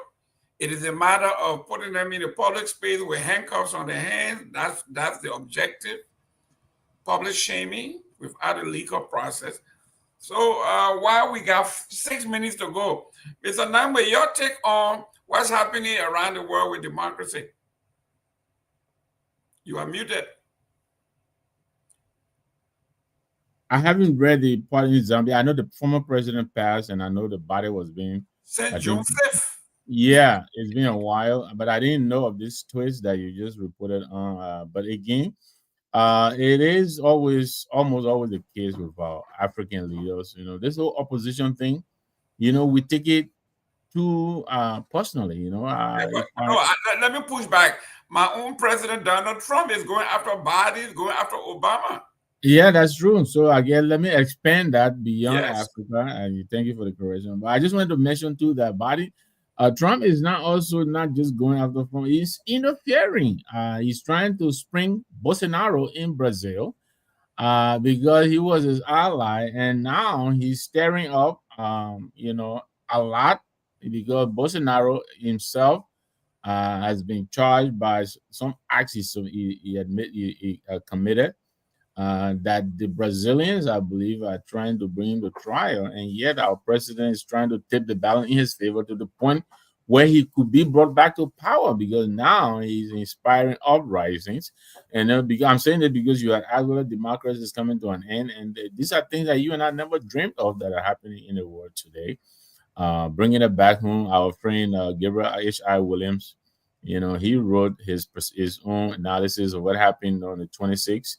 Had a lot of praise for this current government, but he also raised the absence of the former leaders. I think we talked about this before, and I think all of these are ingredients for a functioning and functional democracy, right? That connectivity with the past and the present as we look to the future. He lamented the absence of the former presidents, both of them, at the Centennial Memorial Pavilion at the former program. And he thought that was on the shoulders of this current president to have gone, you know, to have made more effort and brought him in, even though I think the former president Ellen Johnson Sirleaf attended the intercessory service, but apparently she's not at the former program. So, but yeah, these are the things you know, that make a democracy functional. You know, that peace, that tranquility, that camaraderie, you know, among politicians. You can be opposed to each other, and yet you can actually be friends. The two of them can happen simultaneously. They are not mutually exclusive. I can disagree with you on methods, you know, methodologies, and yet we can be best of friends. I mean, when you supported the CDC, you and I, we vehemently disagreed. You know, but we remain friends, you know, and it happens all over the place. So I hope they resolve the matter in Tanzania. I hope soon. But why I have it, let me add on to what you've done and welcome a few friends here. Starting with our best buddy here, Fist Electronics. I hope one day we'll find out what this really means. Yeah, what are electronics? Whether it is really a fixer of electronics, but you know, I like their company. I believe it's a he. Dr. Howard Jones. Dr. Howard Jones is here as well. Martin Willie, all the way from South Korea, staring in the face of the Rocket Man. That's right. That's Donald Trump calling up. Small Rocket Man. Small Rocket Man. Nora Hooks, thanks for coming. Isaac, is that Marco Berry? Nyumpo Senior, is that crew? Nyumpo? Anyway. And also Jim McBarrow, always here with us. James, good to have you here. Usman Ansu, I believe that's how it should be said. Usman, thanks for joining us. Peter White is very circumspect of our motive for joining the CMC. Jerome, he think we're there to eat Musa Velite's money. Good. He doesn't. Peter White is always making it a point to remind us that we deserve Musa. Victor, tell Peter White can't get his own. We got plenty. He can get some money. Peter, why deny you say all this money come? Peter, you heard. Let me also welcome my sister-in-law, my auntie-in-law, Meta Dolo. That's my uncle's wife, Uncle Say. Isaac Gammon, my uncle right here in Williamboro, my best friend and buddy, former roommates. I'm not going to say all the stuff we did, so you can relax. But Tifasu Keller, he calls himself Thomas Keller now. It's good to have you here, brother. And also Emmanuel Saki. Emmanuel, thanks for joining us. If I missed you and you're on the screen, thanks for joining us. Don't forget to share the show. Back to you, Jerome. Excellent, guys. We got 1 minute. Myean, can we go to the phone and let's talk about the hospital? We can talk about the CDC eviction, the MPA, whatever they want to talk about. Let's hear from the folks on the ground. Let's talk about trending issues. Okay, yeah, so we are set and ready to go. So if you want to put in your call, you can just call us on 0777 9986 0777 9986. The number is also on the screen there. So if you're watching us through the screen, you can also call us on +231 777 9986 0777 9986. If you want to make your contribution on any of these issues that we are discussing, you can put your calls in 0777 9986 to be a part of the closing argument. So we have our first caller on the line there. Let's see. Okay, we lost our caller. So please don't beep us, because if you beep us, we will not call you by rather. So 0777 9986. If you want to make a point, just call us. Don't beep us, because we are not going to call you. 0777 9986 0777 9986 to be a part. +231. You can also call us on our WhatsApp +231 777 9986 0777 9986. So, Mr. Gimme, you can go ahead as we await our calls. Mr. Siliki, here we have the eviction of the CDC. We talked about it briefly last week, Friday, and we have 4 school of thought. Sorry, Jerome. Sorry. I hate to do this, but we're talking about democracy, bringing that, and I just wanted to briefly spend 5 seconds on what is happening in Texas. You know, yeah, I don't know if your people fled. Y'all go. You will not come back to the country. I'm telling you now. Yeah, for those who are not following, election in this country, the 2 parties, they do everything to get the 270 votes. And sometimes they do what is called gerrymandering, where they think over the districts, and the law gives them the authority. Like we have the 73 electoral district in Liberia. They can decide, the governor of the superintendent of the county can decide to demarcate and re-demarcate those districts where they find, for instance, one district favors CDC more.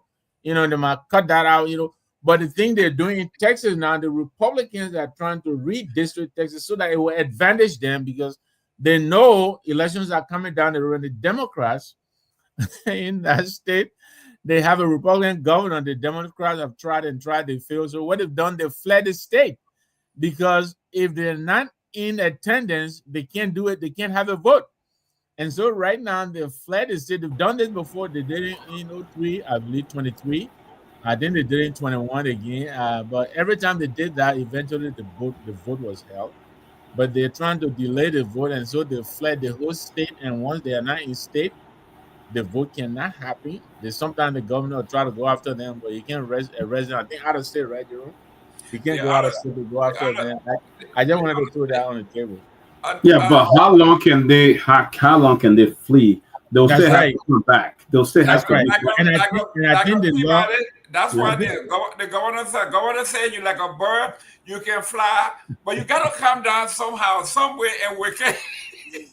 And that governor is very controversial, though. He is, and the catch there, Doc, is every day they're away, they're charging them $500. They're finding them $500. That's a lot of money. I expect them to pay that money. Yeah, exactly. So maybe the Democratic Party will pay. Maybe Well, we'll pay. Maybe Jerome will help us. You know, the Republican will help us. sooner or later you will come. That's what he said. And if you don't come, according to the law, after X amount of days, we can replace you. We begin to say your position is vacant. You will see them running right back. That's But right. that's Myean, whenever the phone rings, let us know. But that's why. But let's talk about the democracy. The folks from the CDC, a lady called, she said, CDC is not a building. It is an ideology that cannot be killed. And another one called and said, CDC is a movement. Then another one called and said, CDC is not only a movement, it's a religion. Then on the flip side, people from the Unity Party called and we will bring our yellow machine and we'll break down the CDC campus, the compound. And another one called and said, we, the Unity Party, we will buy the place and we'll move there out, and we're going to move into that compound. The compound is now going to be called Unity Party. So we want that compound, we'll take the compound. We are bringing our yellow machine. Dr. Peabody. Another group is saying you can have the building. It is not the building that make us. We are who we are. It's our ideology. It's our thinking. It's a movement. And CDC is a religion. And the other group said we got our yellow machine coming after you. We'll break down all your building. And then we'll buy the place because we have the power and we have the money. And we'll rename it Unity Party headquarters. Your take on the controversy here. This is Mr. Gilbert. Yes, all right. I don't know why should CDC be going through this around this time. She was in power for 6 years. I mean, those are some of the reckless things that people talk about. All the time you were in power, you couldn't have consolidated this thing and pay for it and get it over with all these years. Now, you are the power. Money not flowing like before. You had enough citizens in government who were making money, had money, that could have come together and pay for this thing a long time ago. Now, when the money is not available, when nobody willing to spend the money, all the burden is on who? Just President we are. So they have to pay. Now they don't have it. This is disgraceful. For me, it's very disgraceful. They were in power for 6 years. You want to tell me you couldn't do this thing and get it over with? Now it's bringing disgrace to you. You're going back and forth in court for billing. I mean, you guys could have bought several buildings because the money was there. Several buildings, several places. Now look at your prime headquarters. You almost at the verge of losing this place. I think this was reckless on the part of CDC. It was very reckless on the part. They should have taken advantage a couple of years ago and purchased that place. They would have had it. Mr. Siliki, does ANC own its own property? Are they learning from this, or do you have your own place, or are you squatting too? Yeah, we're squatting, Mr. Gaiman, but we're not in the same case with CDC and UP. We've never been asked to leave because we can't pay rent. Never. Even though we've not had the opportunity to be in control of the state resources and face similar issues with both UP and CDC. But look, Mr. Gaiman, and this is part of the reasons Liberians should really start to look for their options.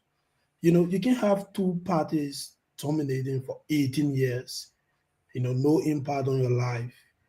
And every time the two parties come to power, the only difference you see is that individuals who never had before, they become rich overnight. And you and your family, your children, you continue to live in the same condition and you feel okay with that for 18 years. And UP get no voice to maybe provoke CDC because they are being asked to leave. And that is not also a justification for what CDC is doing. You spent 6 years in power, as Dr. Peabody was saying, and just few months. Remember now, the court side is being very patient because this case started since last year with the CDC being kicked out of the headquarters because they can pay rent or they get issue with money and all the kind of stuff. And now some of the partisans, they calling in talking about how UP want to dismiss the CDC. I don't believe so. And this is where we need to sometimes get away with this politics thing. You people kick out right opposite Spoon headquarters. That's where UP used to have the headquarters. And they were kicked out right after they left power.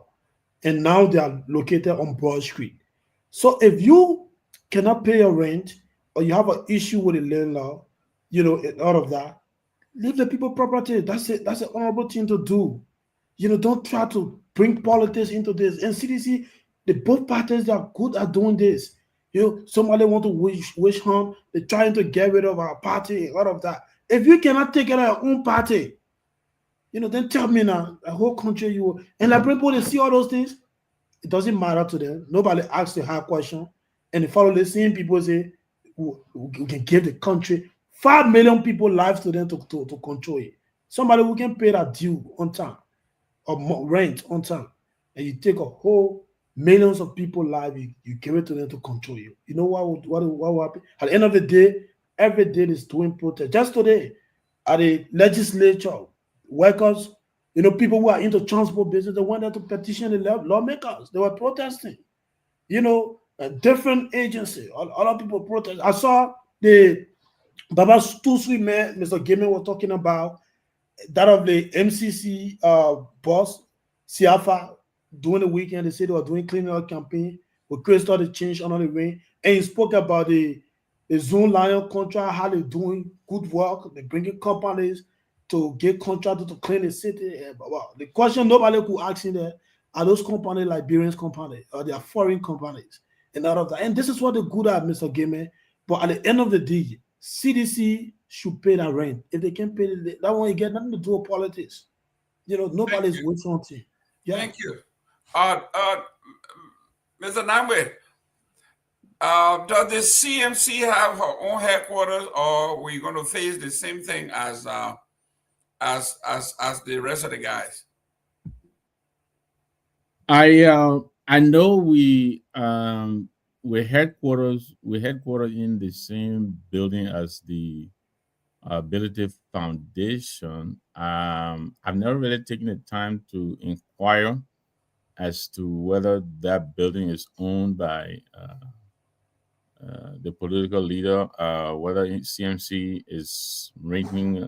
But I've visited the office, and that's a good question you're raising. I probably should inquire about that. But yes, for the moment, we are on, I think it's called Sophie Avenue, right in the back of Sophie's, former Sophie's Ice Cream. That's where we're located.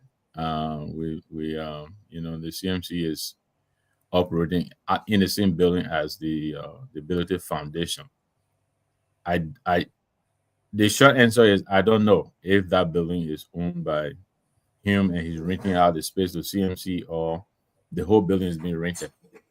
Great. We're going to delve into this. We're going to find out if all the political parties in Liberia are facing the same thing. And one of the, I think I need to call Mr. Goodrich to find out how did the True We Party do it. I know the True We Party was housed at the E.J. Roy building, which is also in contention now in court. So what, Dr. Peabody, what is the thing about our political parties being homeless? Recklessness. That's it. Recklessness. Very irresponsible behavior. They don't know long-term thinking, long-term goal. They only seem to be what I want to say. They only seem to be focused when they are in power and have money that they can use. But even with that, you can't even buy a place permanently for your party to be based. And that's some of the recklessness I'm talking about. They're in power. They had a lot of opportunity to state resources. I mean, almost everything they have access to, almost everything. And yet and still, you leaving from there, don't even have a building to sleep on. But you're having big parties, big conventions, big places. Wouldn't you have the vision to preserve those areas and say, you know what? Let's look at the long term. Let's buy this place. Today or tomorrow, when we leave power, we own it. We're not going to be out there. But they don't think. Somebody gave you the building to use, and you just be so complacent with it. Like you're living with somebody in their home, and you have a job, you're working. But because this man gave you a room to sleep in his house, you won't think about yourself. Say, it's time for me to be independent. It's time for me to have my own place, and let me go out. We just enjoy the moment and forget about the long term and go broke. And that's why we see happening with most of the political parties in Liberia. It happened in Unity Party. I mean, Modal had to rescue them with one of his buildings. The Dewey Party, and now it's happening to the CDC. What kind of reckless behavior is that? What kind of irresponsible? People can't think beyond. You got to be in court with somebody. The person billing you have been there. You have access to all these things. Money from different corners that could pay for this place. I mean, they could have bought even several different headquarters for the party, and it's silly down is going in drain. Now, if President we are don't come out and buy or pay for it, they won't have a place. Then it'll be out there. And you know what happened? If that building, if the CDC to be evicted from that place, where else you ever have a gathering like that again? It's almost impossible. Sometimes, even though they may not be the building, but sometimes the location can have a major impact on you, the location. So if they leave that location, other people say, "Oh no, I'm going." Or the new location, other people say, "No, I'm going there again." If you can't even manage a property, you can't even find a place to stay. How can you manage a whole country? Myean, you reported on the ruling today. What was the feeling on the ground? Did you see any CDC officials? Did you see anybody in there that brought some semblance of democracy or normalcy or urgency to the party? Myean. Yes, yeah, I'm doing little work in the back. That's why you are not hearing me. Okay, Yeah. well, I was just saying you reported on this story.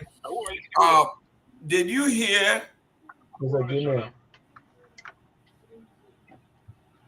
Did you hear? What did you see on the ground? My answer is busy.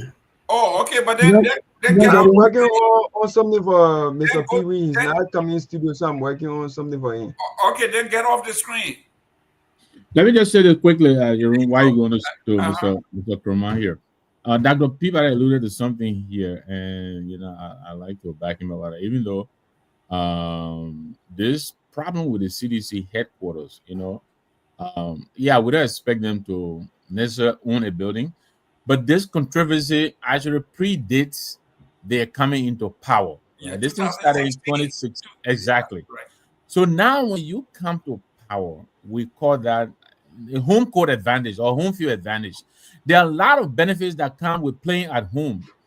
So when you're in government, you're at home now, you have the luxury to do everything in your power to win that game, to win that fight that they started before they came into office. I'm not saying they should muscle their way through it, but they should have found a way. Like Dr. Peabody was indicating, they had a means. Most of them were working, and a number of them were working now in government. I think they could have found a way to resolve this matter, and they didn't. Surprisingly, they didn't. Somebody was reckless and irresponsible or whatever, but they did not, for whatever reason. Maybe they were calculated on 12 years. I don't know, but they did not resolve this matter. And now that they're not in office, they're now playing away. They're playing on the road. To win a game on the road is very difficult. This case is gonna really, really bother them. I read that they're trying to force a sale to have this person sell the family sell the building to them or something like that. I think the judge denied that or whatever that was. The question you asked earlier, CDC is not a building, and somebody wrote it, and I get that. But the symbolism matters. Some of these things are symbolic. That is the building that gave them the victory to the executive mansion, and I think they want to stay in that building because it kind of inspired their people to want to fight. They know what is possible when they're in that building, and I think they may not want to move away. But I don't know. But it's just mind-boggling that they allow this thing to to fester, and slip away, and now they're on the road, and then they're in the playoffs. They're about to be kicked out of the building, and now all of a sudden they're scrambling. It just really surprises me. Yes. Let me welcome Honorable Pewee here. How you doing, Chief? You are muted.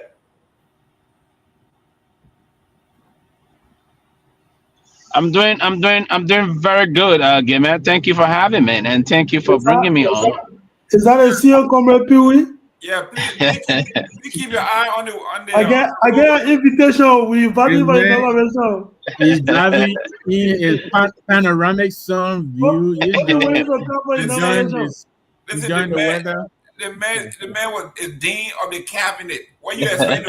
You expect him to drive in a wheelbarrow? I'm feeling excited today on a serious note, and I've been reflecting on the politics. I've been looking through. I think the guys are very good at the propaganda thing that we started way back. They hit the CDC very hard. I saw them struggling to defend. Oh, that $1,000 Patreon spray, that $500. Yeah. So I've been reflecting on that. When they started doing it to the past government officials, they didn't know that nobody was justifying. I could even say the champagne they claim that Potter was putting on a vehicle, not champagne, was water. It was ordinary water, but they said it was champagne. Yeah. They said expensive champagne. Now, that's why again I can always say, if you're not into government, shut up. Yeah, lucky to be said, if you have nothing to say about me, just shut up. Shut up.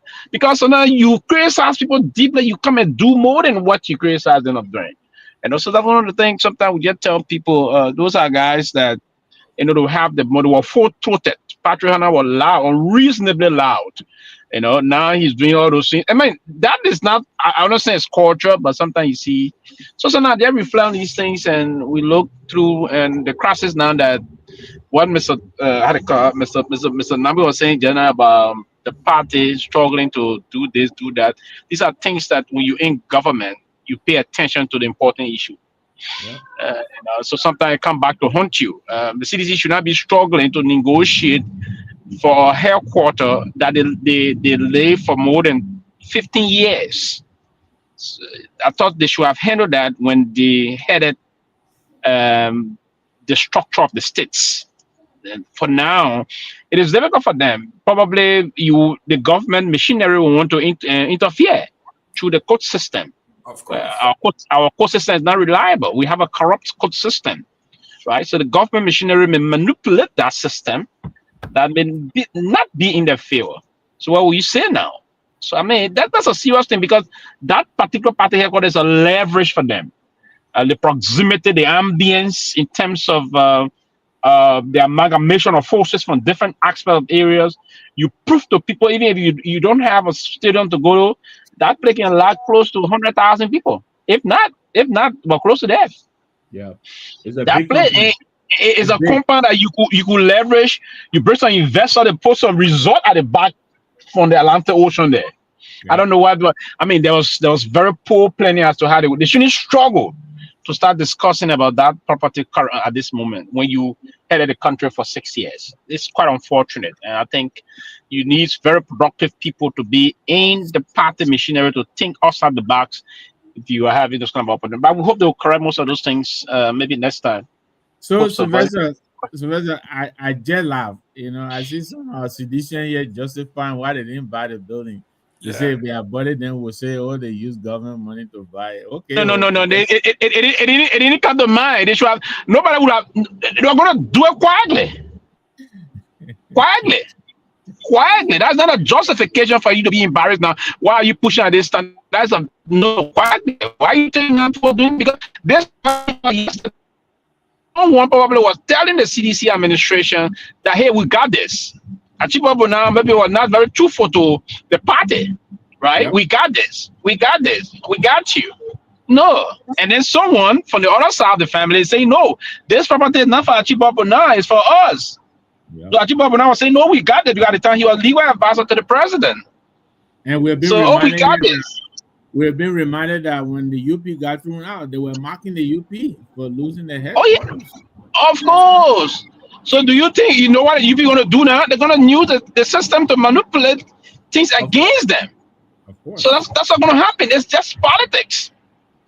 It's politics. It's politics. But Sylvester, I wanted to come back quickly to the Patrick Hunter thing. You mentioned it, and I agree with you. When you're not in government and everything, you will criticize because you never know. But you know what makes it look bad, politics is about perception, it's about optics. Right now, there is a demonstration looming, right? The salary people are unhappy. You have those kind of things existing in government. To reign like that, I'm not sure if it is a good thing to have done. I understand that. We all do that. You playing the band, you put $5 on the table, and I get that. So Patrick was probably, and he left-handed, so he was looking awkward, but he was spraying with his left hand. You know what I'm saying? Yeah, you are spraying with left hand, and my information is that the news is saying he has sprayed close to $3,000 before even the LD started coming. That's what people are saying. So wait, what is it?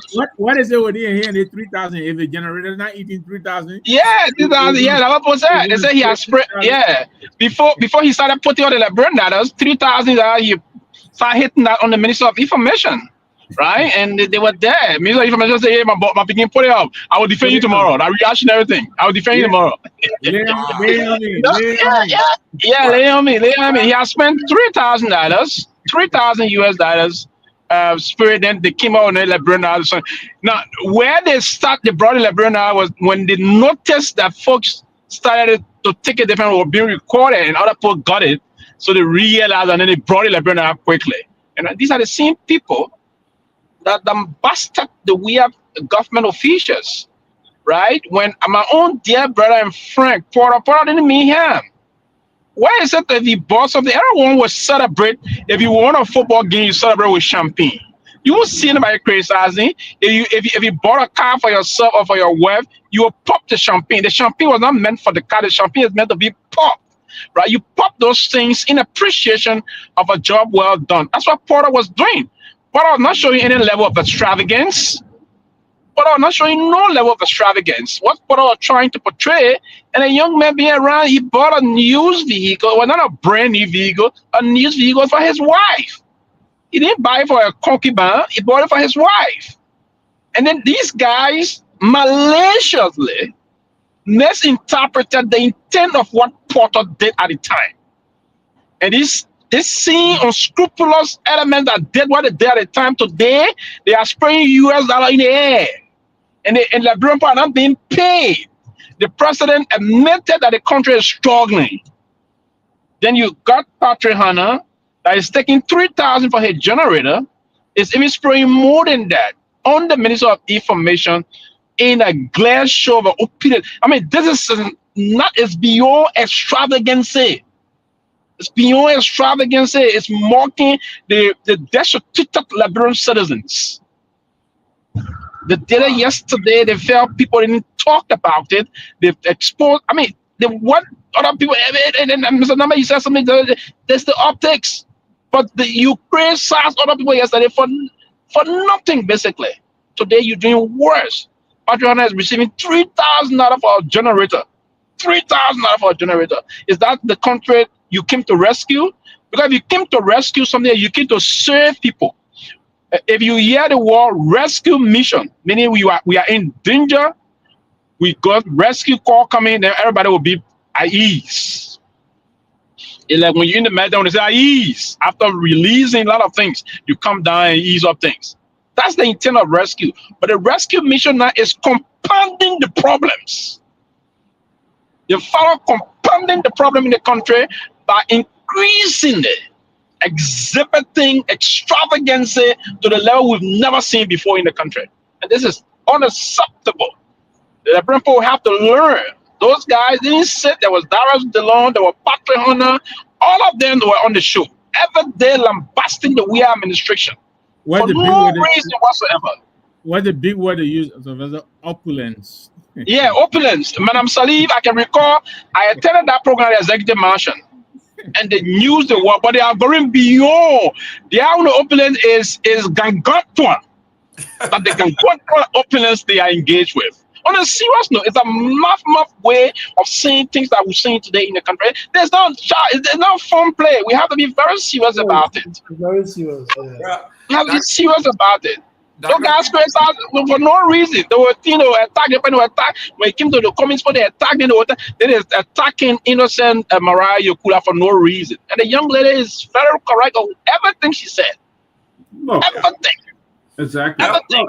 Mr. Gibbon, Dr. beautifully said by Sylvester. Beautifully said. We have an old parable. So what goes around comes around. Yeah. When CDC was in power, these guys were so vocal. Their voices were so prolific. It was getting out there. The moment you saw Eugene Nangwe eating chicken and crab and Lobster. Even my own friend and brother, Eugene Facon said that me won't be sitting here Eugene Nangwe eating chicken and stuff like that. You saw that, and we saw it. More Ali than what displaying people, Potter. Now where you the way your friend came up with the expression, I'm supposed to. Yeah, I'm supposed to sit down and then eat it. Now, I'm supposed to campaign while they eat lobster. even if it was $3, even for $3 that he was wasting, they criticized it in the past. Patrick Hunter should know the optics is wrong. What he did, flashing money, and you got people not having food to eat. People don't even have not taken pay. You already a controversial thinker. Everybody talking over there about you, okay? And you sitting there. Why you didn't do it in the past? If you had it so much in the past, or if the money was so small, why did not do it in the past? Why didn't go to this party and take the money? I know like people do it, but why didn't do it in the past? You waited until you became a commissioner before you go out there and started flashing money all over the place. And CDC was doing it. My kid buried his mother in a place. They had it all over the world. That my kids this and that and this and that. Look, we just history repeat itself here. Even Akara's wedding. Yeah. Yes. We see history repeating itself. Well, ladies and gentlemen, let's see here. Let's go over the history real quick, and then we want to go to is the war crime court dead? I think it was there before they announced it. Also, okay, so it was dead on the ride. It was even buried before they announced it. Listen, give me quickly. That was just a politics on the part of them. And Omen was very strategic. He was smart there. He knew that, but it was a politics to say that he was serious, but was there before they announced it. So this is where I'm coming from. For those of you or those of the folks who are new to politics, and you clap for everything like this, Executive Order 151. I give you the historical text. Guys, somebody please let me mute. Gentlemen, can we mute? Very serious, yeah. Can we mute?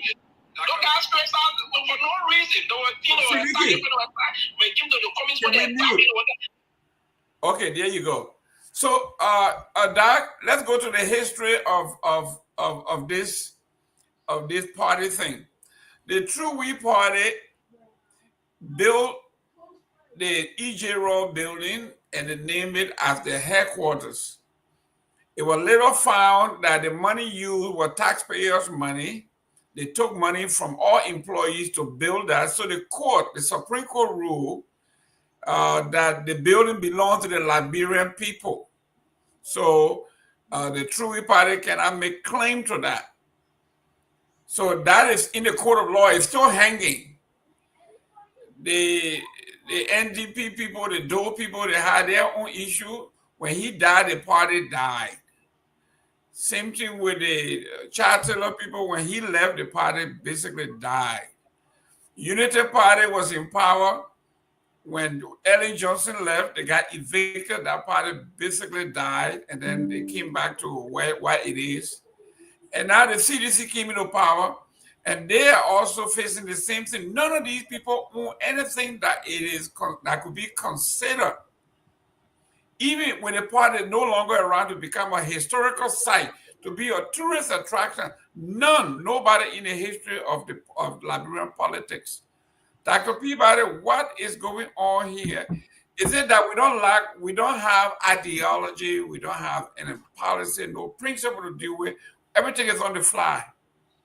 You know, one thing I learned, one good Bible verse I learned for some of the folks who are Christians. One good Bible verse I learned is in Proverbs 28:19. It said, "Where there is no vision, the people perish." And the fact here is, a lot of them do come to power. They don't have that vision. They come to power for themselves. When they are running, then they can see all the thing Liberia need. We saw Dylan here running around this place like one crazy guy. Oh, over the first 5 months, I will cut my pay. I will give it to this thing. I will put this one. I will do that. What happened?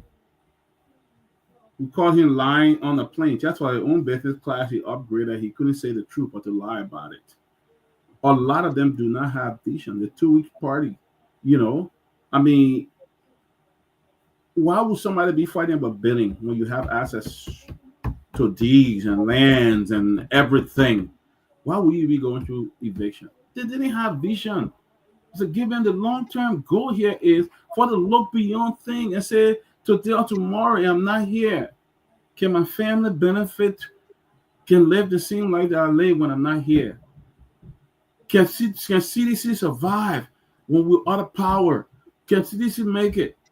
A lot of them don't have vision. It's all about personal interest.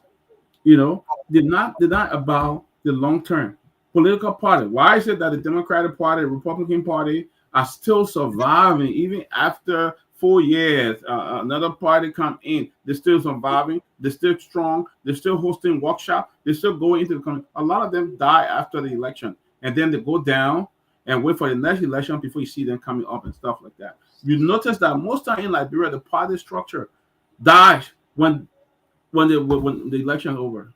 Only a few parties, I'm gonna give credit. The ANC have been able to keep up. Even though they haven't been to power yet. Who knows? Maybe when they go to power and leave one day, they will die too. But they do. Once the election is over, the whole party structure is dead. Then you have the blame game. This person did this. This person did that.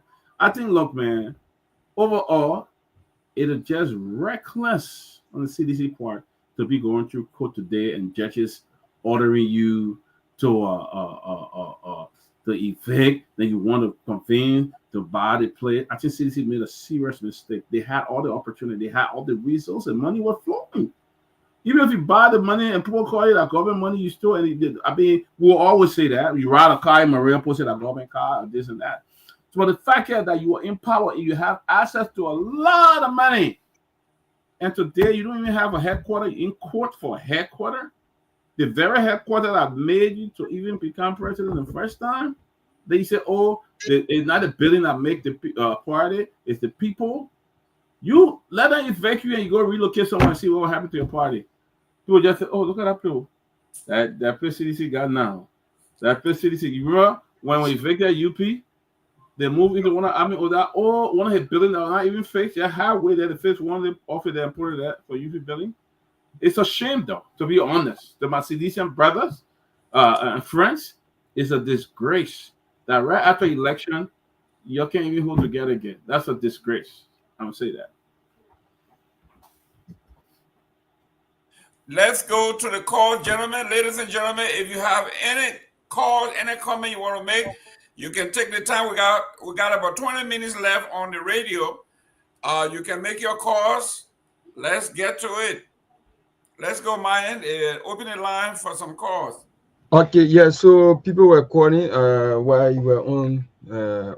So 07776 9986 07776 9986.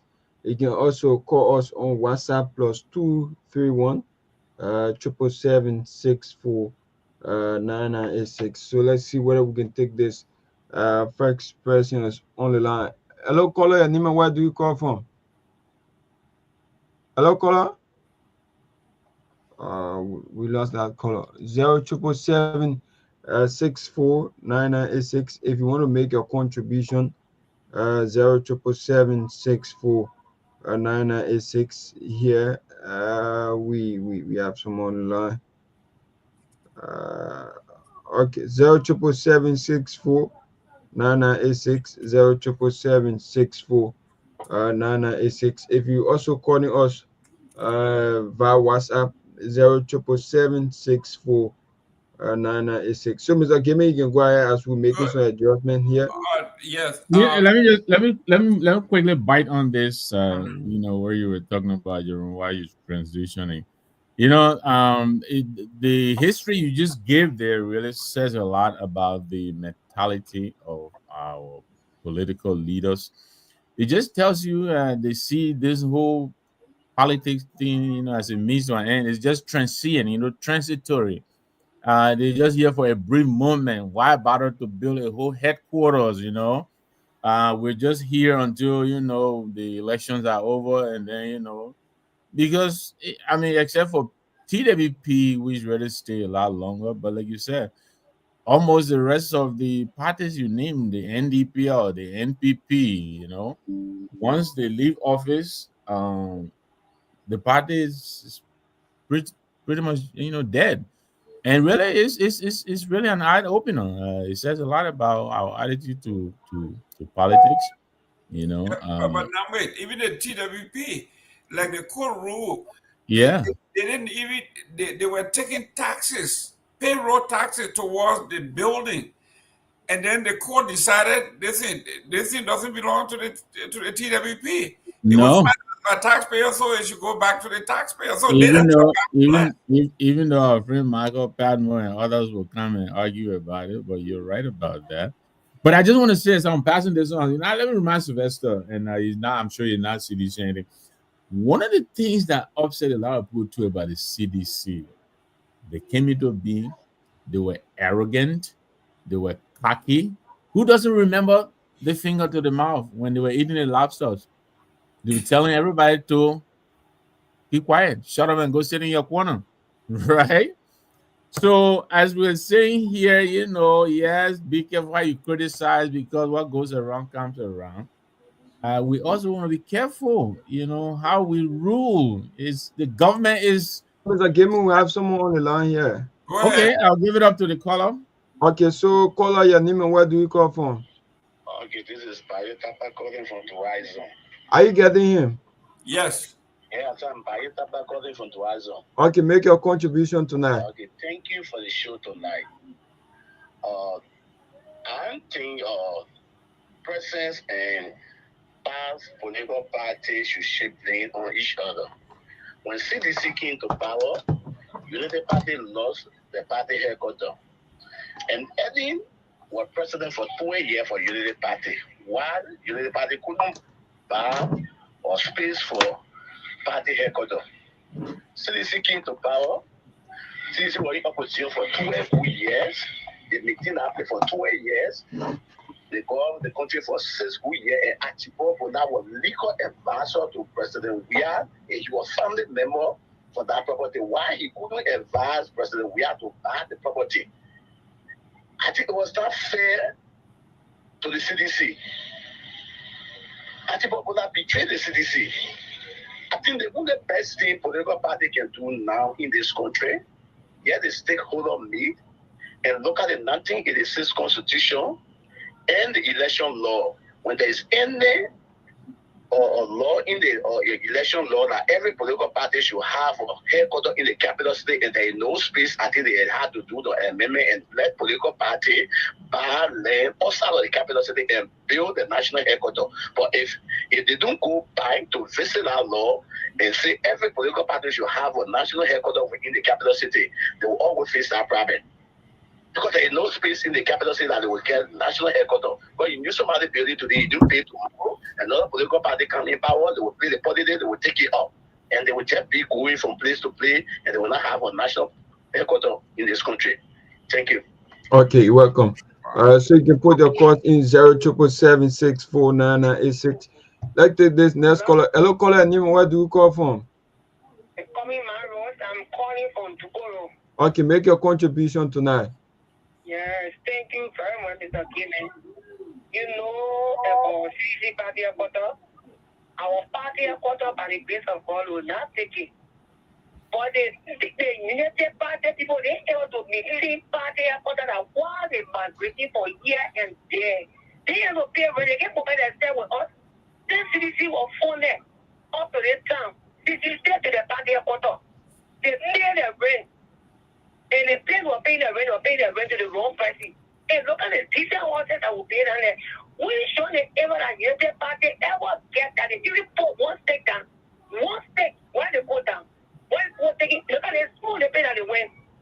Rototown, Bangetan, why immigration pay for it? Look at that school they pay, they have a meeting there. They went over there, they have a meeting, that project of meeting. They are the one where they see the dating. They have a meeting and play. And by the grace of God, ever get a place. And Mr. Kenneth, so that made an institute for AMC. You can't wasting your time, you preach all the last politics. Not the job. So just that preaching your last politics against CDC. Thanks very much for the time. Okay, welcome. Let's take this next call. Hello, caller. Nima, where do you call from? Mr. Dele Yabaro. I'm calling from Hong County. Okay, make your contribution tonight. All right, the only thing I got to tell the Nyeman Institute discussing about CDC laws in party headquarters. And not only CDC, one of the laws in party headquarters, personally in Ghana, Unity Party had a party headquarters in Ghana for 12 weeks. And also, Joseph Dima Boga contest, but you might look at the Judas in party headquarters, but in court, I had a party headquarters, they had a lawsuit, a party headquarters, president who went and get a party headquarters in the PUP people. So I don't know. Okay. They must be discussing about CDC party headquarters and not CDC party headquarters. So you can tell that it's a CDC headquarters that have been lost in a party headquarters. They just say a loss. Thank you. Thank you. They're very good for money building in Ghana. Thank you. Let's see where we can take this call. Hello, caller. Nima, where do you call from? Hi, this is Ben calling from Minnesota. How are you? I'm doing great. Make your contribution tonight. All right. So, these politicians, it is not that they care about anything. They do not care about nobody. Even down to the ones that are in the legislature. Look at how they make laws. The laws that they make, the laws are not more than 5 years. There are laws that they make that will be in their term that they are serving. Most of them, these people won't benefit from anything that they even put out there. That's the reason why you see Guar and Tomalin saying that, let's get Wolokisi Mountain now, because he feels that he can directly benefit from those things. These people do not make laws for the future generation. All of the parties, they are the same. None will change. Thank you. Okay, you're welcome. 077764986.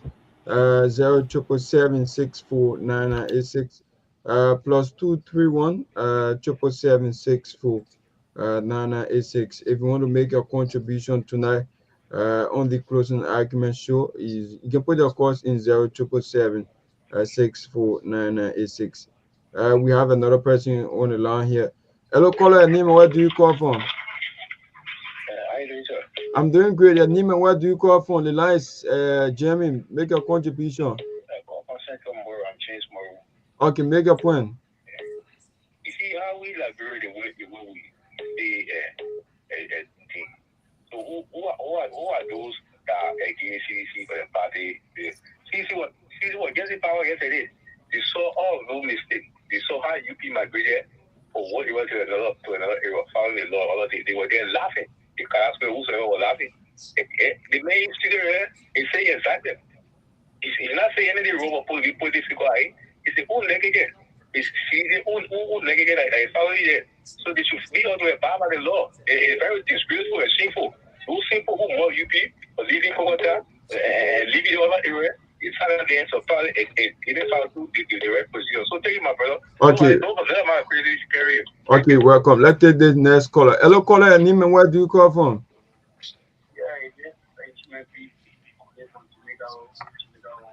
Okay, please be audible. Make your point.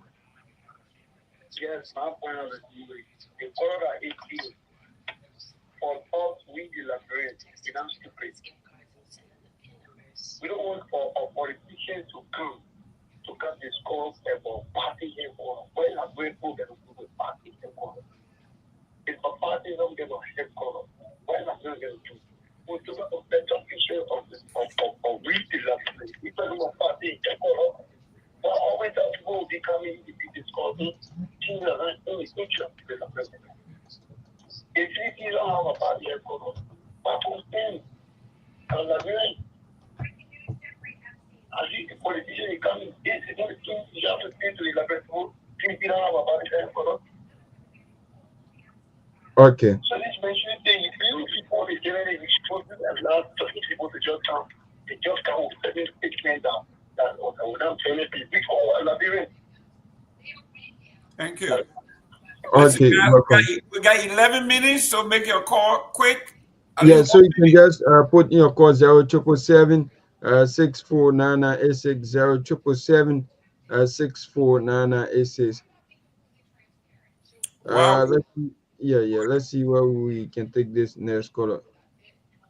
Okay, we lost that caller. Mr. Gimme, you can go ahead. Our Bassa High School folks, can you put up that flyer, please, for our folks? Bassa yes. High School. Yeah, I put that flyer up. Yeah, you're right. You're right. There you go. D12. Go ahead, Dr. Peabody. Go ahead. We have someone on the line here. Bassa High reunion will be taking place. You got somebody? Okay. Dr. Peabody, we have someone on the line. Hello, let him go ahead. Keep the flyer up. Yeah, stay away from your monitor. Hello? Hello? Yeah, make your point. Yeah. Based on our party visit, I listened to Jagaku today. Our party chairman. And the Wow, we cannot get that. Hello, caller. Hello? Yeah, your name and where do you call from? I'm Morris, calling from Peace Island. Okay, make your point. You see, Liberia, we made mistake. Sometimes people trying to talk about it, we feel like, oh, because CDC, this and that. My brother is too disgraceful. You as a man, you have money. Then you don't make use of it, you start renting until the day. If you not get that money again, then the man say, oh, move for him out. And they say, oh, it's our known that people buy. Oh, the man has it on to a pay, that's all the money. That is not the law. The president, you have that power to convince anybody to buy any weapon from that president. Even deny it, you can't fool them, but you persuade them because you did lie, man. You don't anywhere agree. But you wasting time, you see you are renting, now you ain't paying woman, that time, no way. And today, they say move on there, go away from what they go in the swamp. And you say, oh, this and that, and so it's too much unfortunate. I thank you. Okay, you're welcome. Yeah, so that you can go ahead until we wait. So, gentlemen, ladies and gentlemen, we this is the Bassa High School. We're going to bring some of the officials on this week to talk about the upcoming ball schedule for this weekend, August 8th to the 11th. And they're going to be having a series of activities. You know, Bassa High School, one of the oldest high school in Liberia, though. Mr. Gibman went there as well. One of my brother went there. But this weekend will be very special. They're going to be honoring a very special guest. In fact, he is bringing along with him one of Liberia talented, most talk about musical star D12. Honorable Emmanuel Nuku Reeves is going to be the guest of honor and also the keynote speaker. So we add all the Bassodians in PA and around America. It's going to be a great opportunity. I'm looking forward to go and celebrate with the folks from Bassa. Mr. Gibman is coming from Florida. I know Mr. Nyenwolo is coming to support Mr. Gibman as well. We will go and support Mr. Gibman as well. And Sylvester will come. I'm coming to support Mr. Gibman. We're coming to support Mr. Gibman as well. I'm coming. The entire the entire closing argument team will be there to support. In fact, we'll be very live from that event. So look, guys, You don't want to miss it. Bassa people, they can cook, they can sing, they can dance, they know how to dress, and I'm telling you. So if you miss this, I'm telling you, it's not going to be easy. So we're going to be there to support. So we're hoping that someone from Bassa High School will come on this week, so we can talk about the activities of what's going to be taking place this week. Also, Myean, put that other flyer out that has to do with the list of activities. So, Game, I will ask you, what's your class? Class of 82. Okay. Class of 82. Wow. Yeah. Yeah, I remember my brother used to go to Bassa High School. He used to play soccer. He was a very good soccer player. You know, so the schedule of event you see over there. But give me last time you. What I want to see? Okay, it's okay. Can I say you to play soccer too, though? I play, but I wasn't too good to play on the soccer team. But I did play during those days. Liberia soccer in Liberia was at the top, and to make like Torgbean High School and to make those teams, you gotta be very, very good. So that was the heyday of sports in Liberia, and no way that some of us who have made the team. Let's see, if you make the high school team in Liberia during those days, you are a star. Yeah, you can play. That's true. Seriously, That's true. It wasn't easy. But yeah, the schedule of events, welcome night is Friday, August the 8th, this coming Friday, from 6:30 to 11 p.m. Clarion Hotel and Conference Center. I think Mr. Nami knows most about that particular spot because there was CMC going to be. I do. 76 Industrial Highway, Easington, PA. And there will also be a Queen Contest and dinner ball, Saturday, August the 9th. From 8 p.m. to 2. So we are talking about what is it, wee hours of the night. There where it's going to be. Sorry, Mr. Gamer, I got distracted. So Friday, what's happening Friday? Meet and greet. Meet and greet gonna be Friday. Yes. Okay. Where's gonna be that? It's going to be at the Clarion Hotel Conference Center. Okay. 76 Industrial Highway, Easington, PA. If you want, we can send it to you. Okay, we got 10. We're gonna put it in our chat room. We'll put it everywhere in the chat room, and then we have already put it on our page. Okay, so meet and greet then. Meet and greet, and it runs to what time? To what time? Well, they said 8 to 2. Ooh, that's a jammy hour. Then they will not wake up. Is that going to be because you are alumni? So is that going to be a official wear or casual? Well, casual is a casual. The meet and greet going to be casual Friday. Yeah.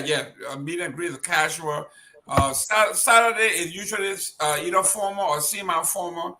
People come in the African attire, whatever. Yes, Saturday will be formal. Yeah, yes, formal, yeah. Yes. Because it's the occasion itself, right? That's correct. We have a dinner, but dress loosely because you come to dance. D2A is going to be jamming, and that's we're talking about 8 to 2. That's 6 hours of fun. So come on, wear your red shoes. Well, definition dress loosely because I can wear my costume and the tie. I can remove the tie for dancing. That's correct. And wave it in the air and see some signal. When you see the signal. We see the signal. Are you going to be wearing some bow tie or are you going to be wearing some necktie? What are you wearing, Mr. Gilman? Are you wearing a bow tie? I saw Mr. Gilman wearing a bow tie in Minnesota, the CMC program. That's correct. That's correct. Yeah. You gotta listen, man. I'm a boxer, man. We go all in. You know what? Yeah. But it's all right. But it's gonna be fun. Usually we got some beautiful African attires, which some of the attires that I see these women and the guys wear. Top of the line. I think my wife and I we may likely come, but we were already going to Myean for the Dumbo Festival on Saturday. Yeah, we were too, but this program just interrupted the we're told too, but you know. Yeah, you can go from Myean and come right back to the dinner. And I left Bassa High School and all, but Myean I'm a CMC girl now, so I gotta go and support. Oh yeah. Well, you know how it is. You are the King Solomon. We'll drive.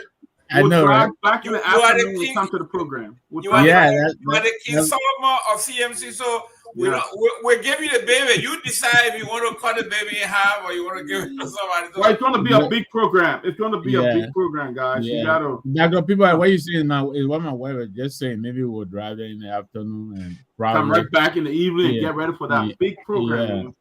So we'll see.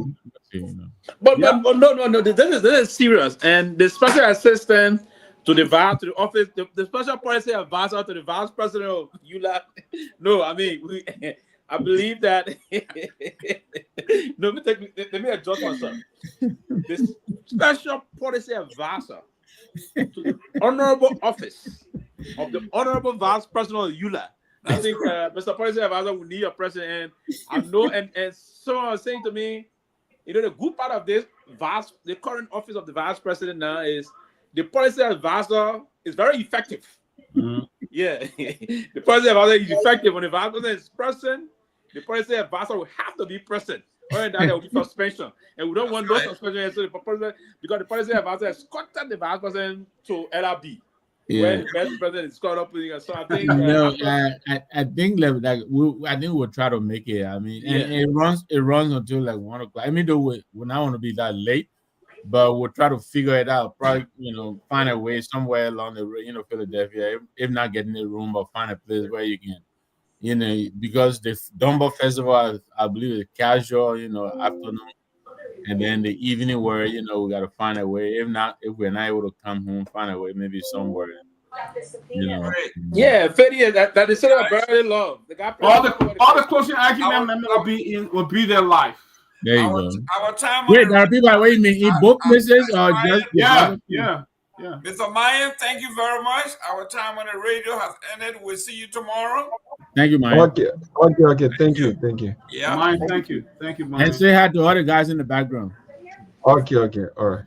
Guys, tomorrow or this week, I'm going to give a full report of the detail of our holiday getaway funding. What is on the names of all those who paid this week? I bet we've been working on it. I just need to sit down and type it up, and then we'll come out with that and publish it to tell them thank you for their contribution. So this week, look up between Wednesday or Thursday. But Wednesday, we have a very special guest, Reverend Emmett Lafayette Dunn, the 178th orator for Liberia 178th Independence Day, will be our guest. He has consented to be with us for 1 hour. We're going to be talking about his speech. We're also going to be talking about the upcoming diaspora conference to be held in Washington, D.C. So you don't want to miss it, man. Dr. Dunn will be here with us, guys. You don't want to miss it. He said, I know you guys will ask me a lot of questions on our speech, so I come and prepare for it. I said, please do. He's a preacher. He doesn't even, it's easy. Also, don't forget tomorrow, guys, we have Honorable Chesson will be on tomorrow, and he will be talking politics, current event, so the whole week. And then on Thursday, we're going to have the Liberian LPP, Liberian Progressive Party, that's Gongloe. Liberian People's Party, yeah. Liberian People's Party, that's LPP, that's Nyenwolo, the chairman of the party, will be here to talk about policy, talk about he claimed that the President Guar and this administration borrowed quietly $200 million without the consent of the Liberian people. He's coming here to talk about that. Nyenwolo will be here Thursday. Wednesday is Dr. Dunn. Tomorrow, Tuesday, is Mr. Chesson. So the whole week is booked. Yeah. Guys, get involved. This is how we're doing it on the closing argument. We are not playing. We bring people of substance here, talk about issues. We are not here to defend government. We're not here to beat up on government. We go with the flow. What is trending in the newspaper? That's why we report. We are not here to make up stuff. If you see us discussing it, it's in the news. And what's in the news, what the people are discussing, that's what we're going to discuss. It is not our opinion. Yes, we do give our opinion, but the topics are legit. They are trending issue. And I want to say thanks to the Liberian people for taking up on this medical thing at JFK.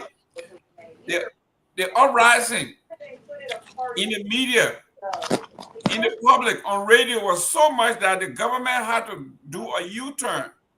Mr. Nambe, the government came out and said that That policy has been canceled. They try to spin it and say it was just a suggestion. But whatever it is, it's canceled. So You far, know so what? You know what, Jerome? I tell you, those of us, in education, especially primary, secondary, they always tell you we accentuate a good behavior, and try to ignore the bad behavior. And so, this government, I give them credit for listening. I think this proposal was ill advised. I'm glad that the JFK people, they listen to, calls to not go ahead with this, because it's just like we were saying earlier with the optics and all of that, and you gotta read the room. You gotta be sensitive to, conditions changing. Right now, I know increasing fees or whatever it always happens, but you also have to be in tune with with the street, with the markets, the living conditions and all of that. So I want to congratulate them for rescinding this. They say it was just a proposal and not a decision. Congratulations to them. At least they listened, and this has hopefully it's been scrapped for good for now. thank you. Dr. Peabody, you're closing.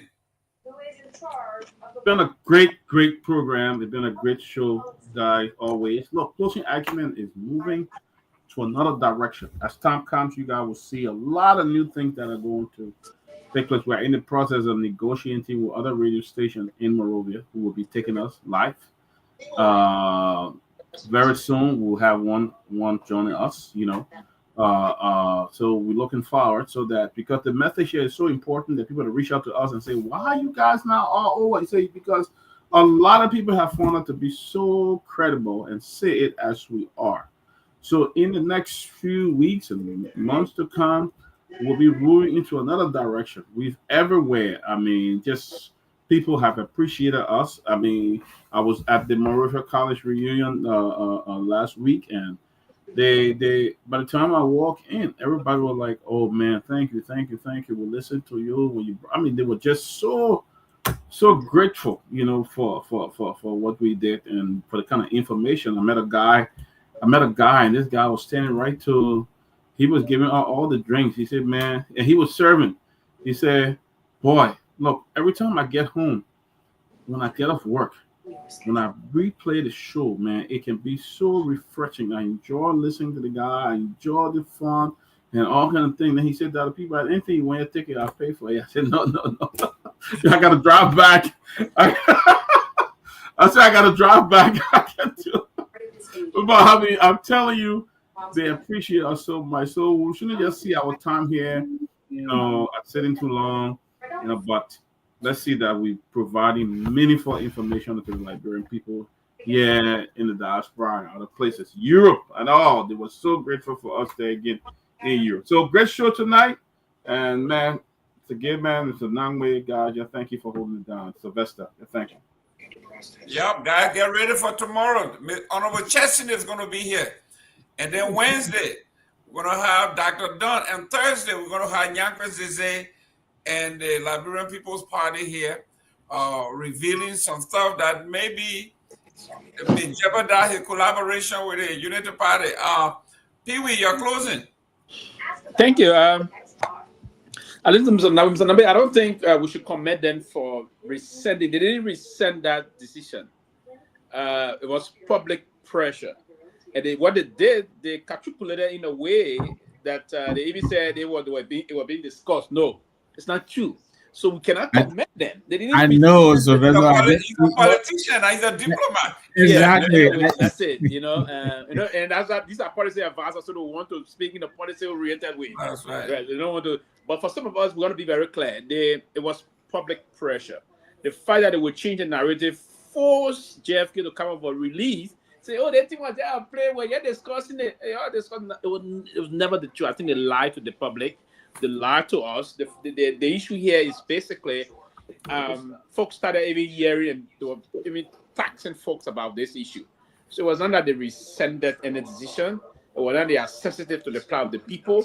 If you are sensitive to the plight of the people, these kind of sensitive policy matters, you will do some deep consultation, and that they didn't do. So it's quite unfortunate that we will have to force our own government. Now, I will land here. The JFK Hospital, that hospital was a gift to the people of Liberia by the great people of the world's most powerful country, the United States of America.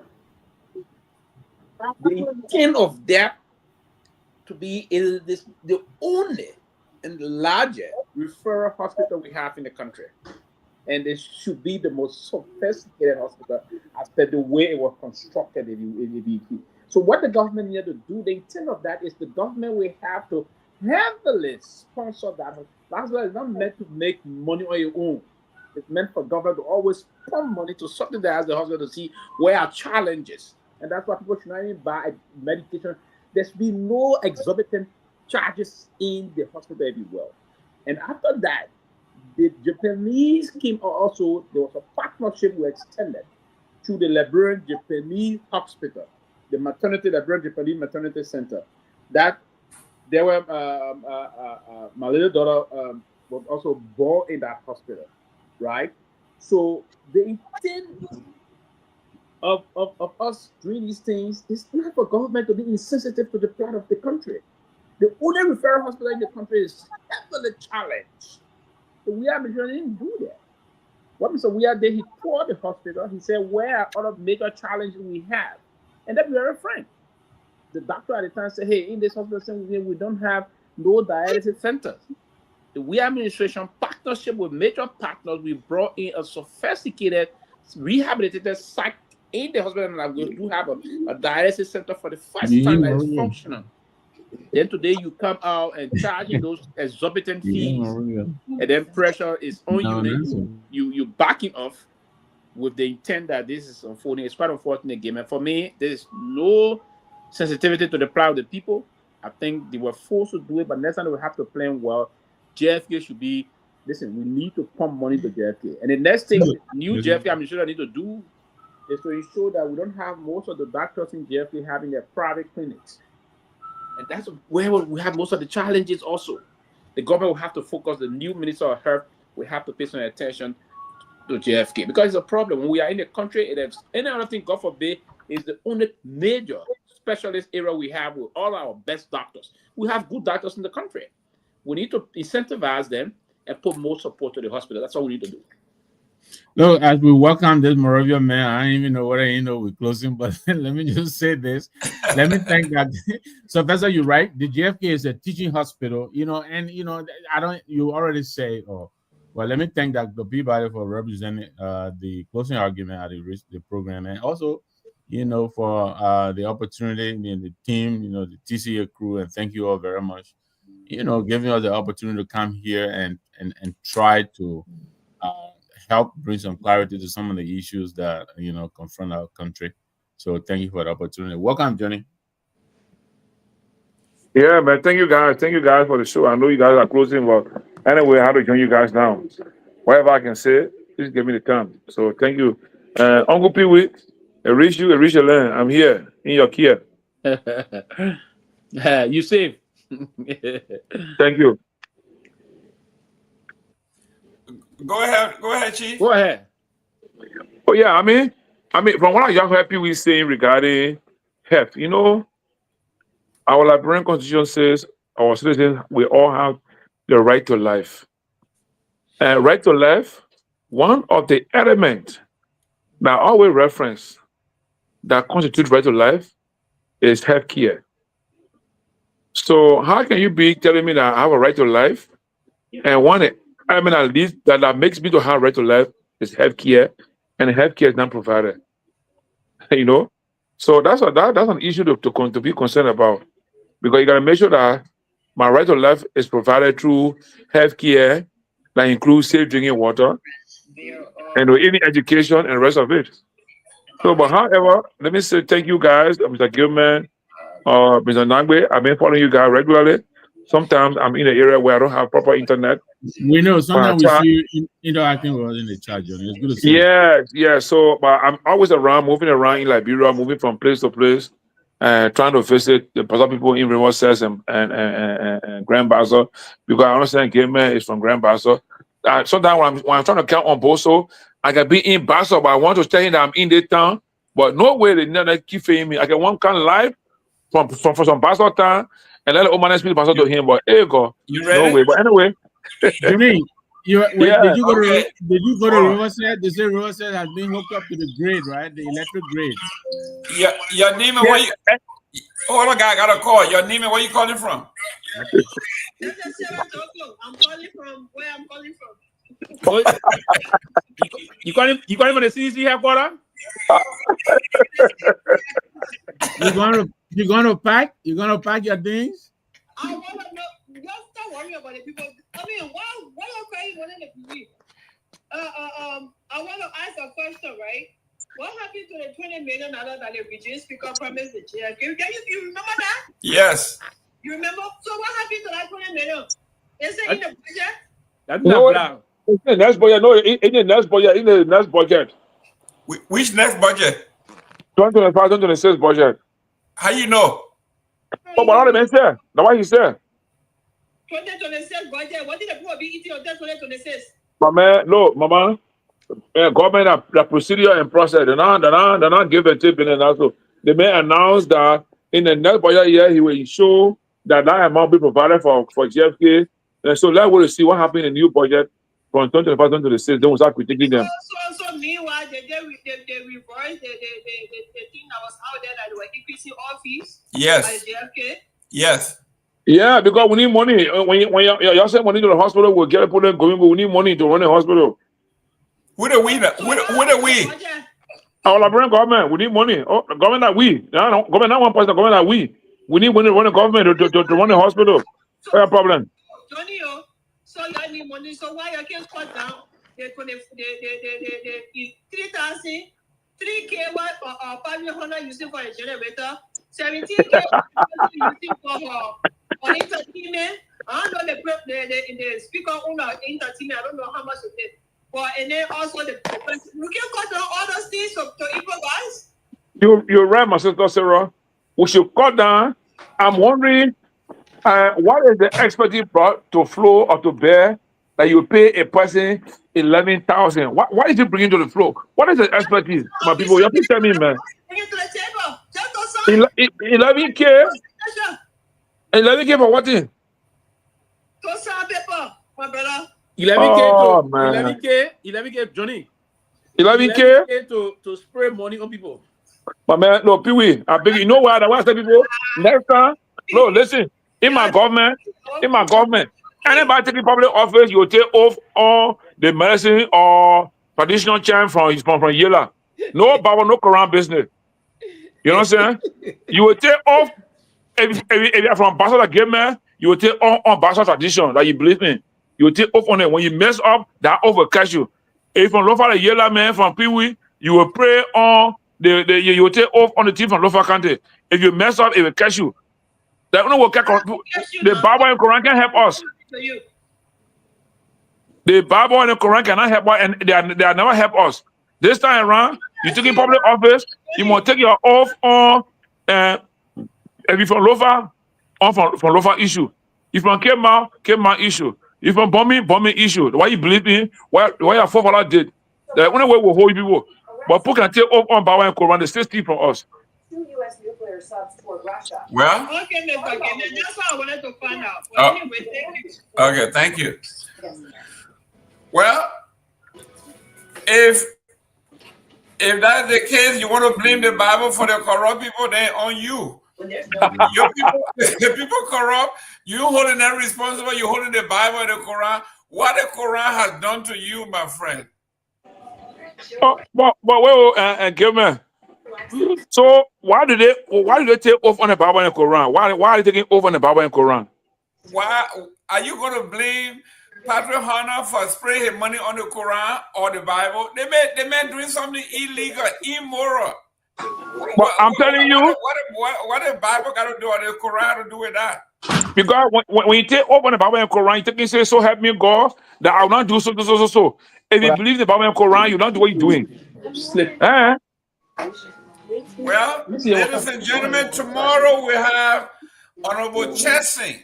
On Wednesday, we're going to have Dr. Dunn. On Thursday, we're going to have Nyakwe Zeze, another brilliant man from Lofa. I'll be here. LPP. He will be here. He'll be here today. So your Tuesday, Wednesday, Thursday are all set. So, Johnny, you got to be here. Tomorrow, Wednesday, Thursday is going to be busy. You got to be here early. I will be here. I will join you early. I'll be here early. Thank you, guys. Listen. I will buy my data to join you. Tomorrow because it's going to be political. Mr. Chessing going to be here. We want Mr. Pewee, Honorable Pewee, please be here tomorrow because we're going to have Mr. Chessing in. I think he was deputy or assistant minister of public works. Yeah, he was assistant minister. Assistant minister, he's going to be here tomorrow, and then follow that with Dr. Dunn on Wednesday. Follow that with Zeze on Thursday. So this whole week is packed. We want you guys here. Yeah, I look forward to hearing from Zeze. Yes. Since we are getting off the air in Liberia at 7:30 our time, we want to make sure that we start on time so we can utilize our 2.5 hours. So, guys, thank you very much for coming. Let's do it again tomorrow. Thank you, Mr. Gateman. Thank you, Nangwe, and thank you, Pewee. Good night. Good night.